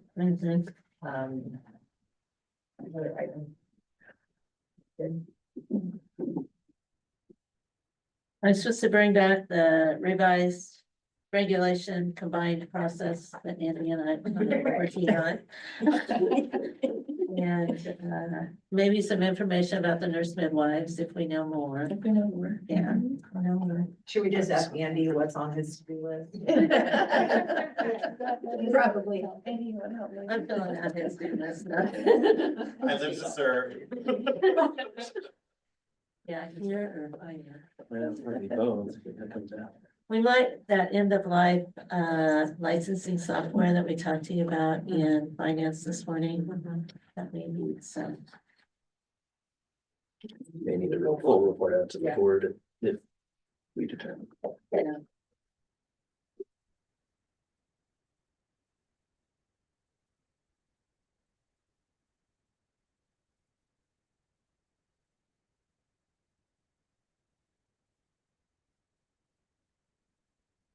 As a reminder, if you can leave just your laptop, so you don't need the charger or anything, just the laptop itself. Just Walk away from it. Thank you, Colton. See you, Juliana. So I said leave the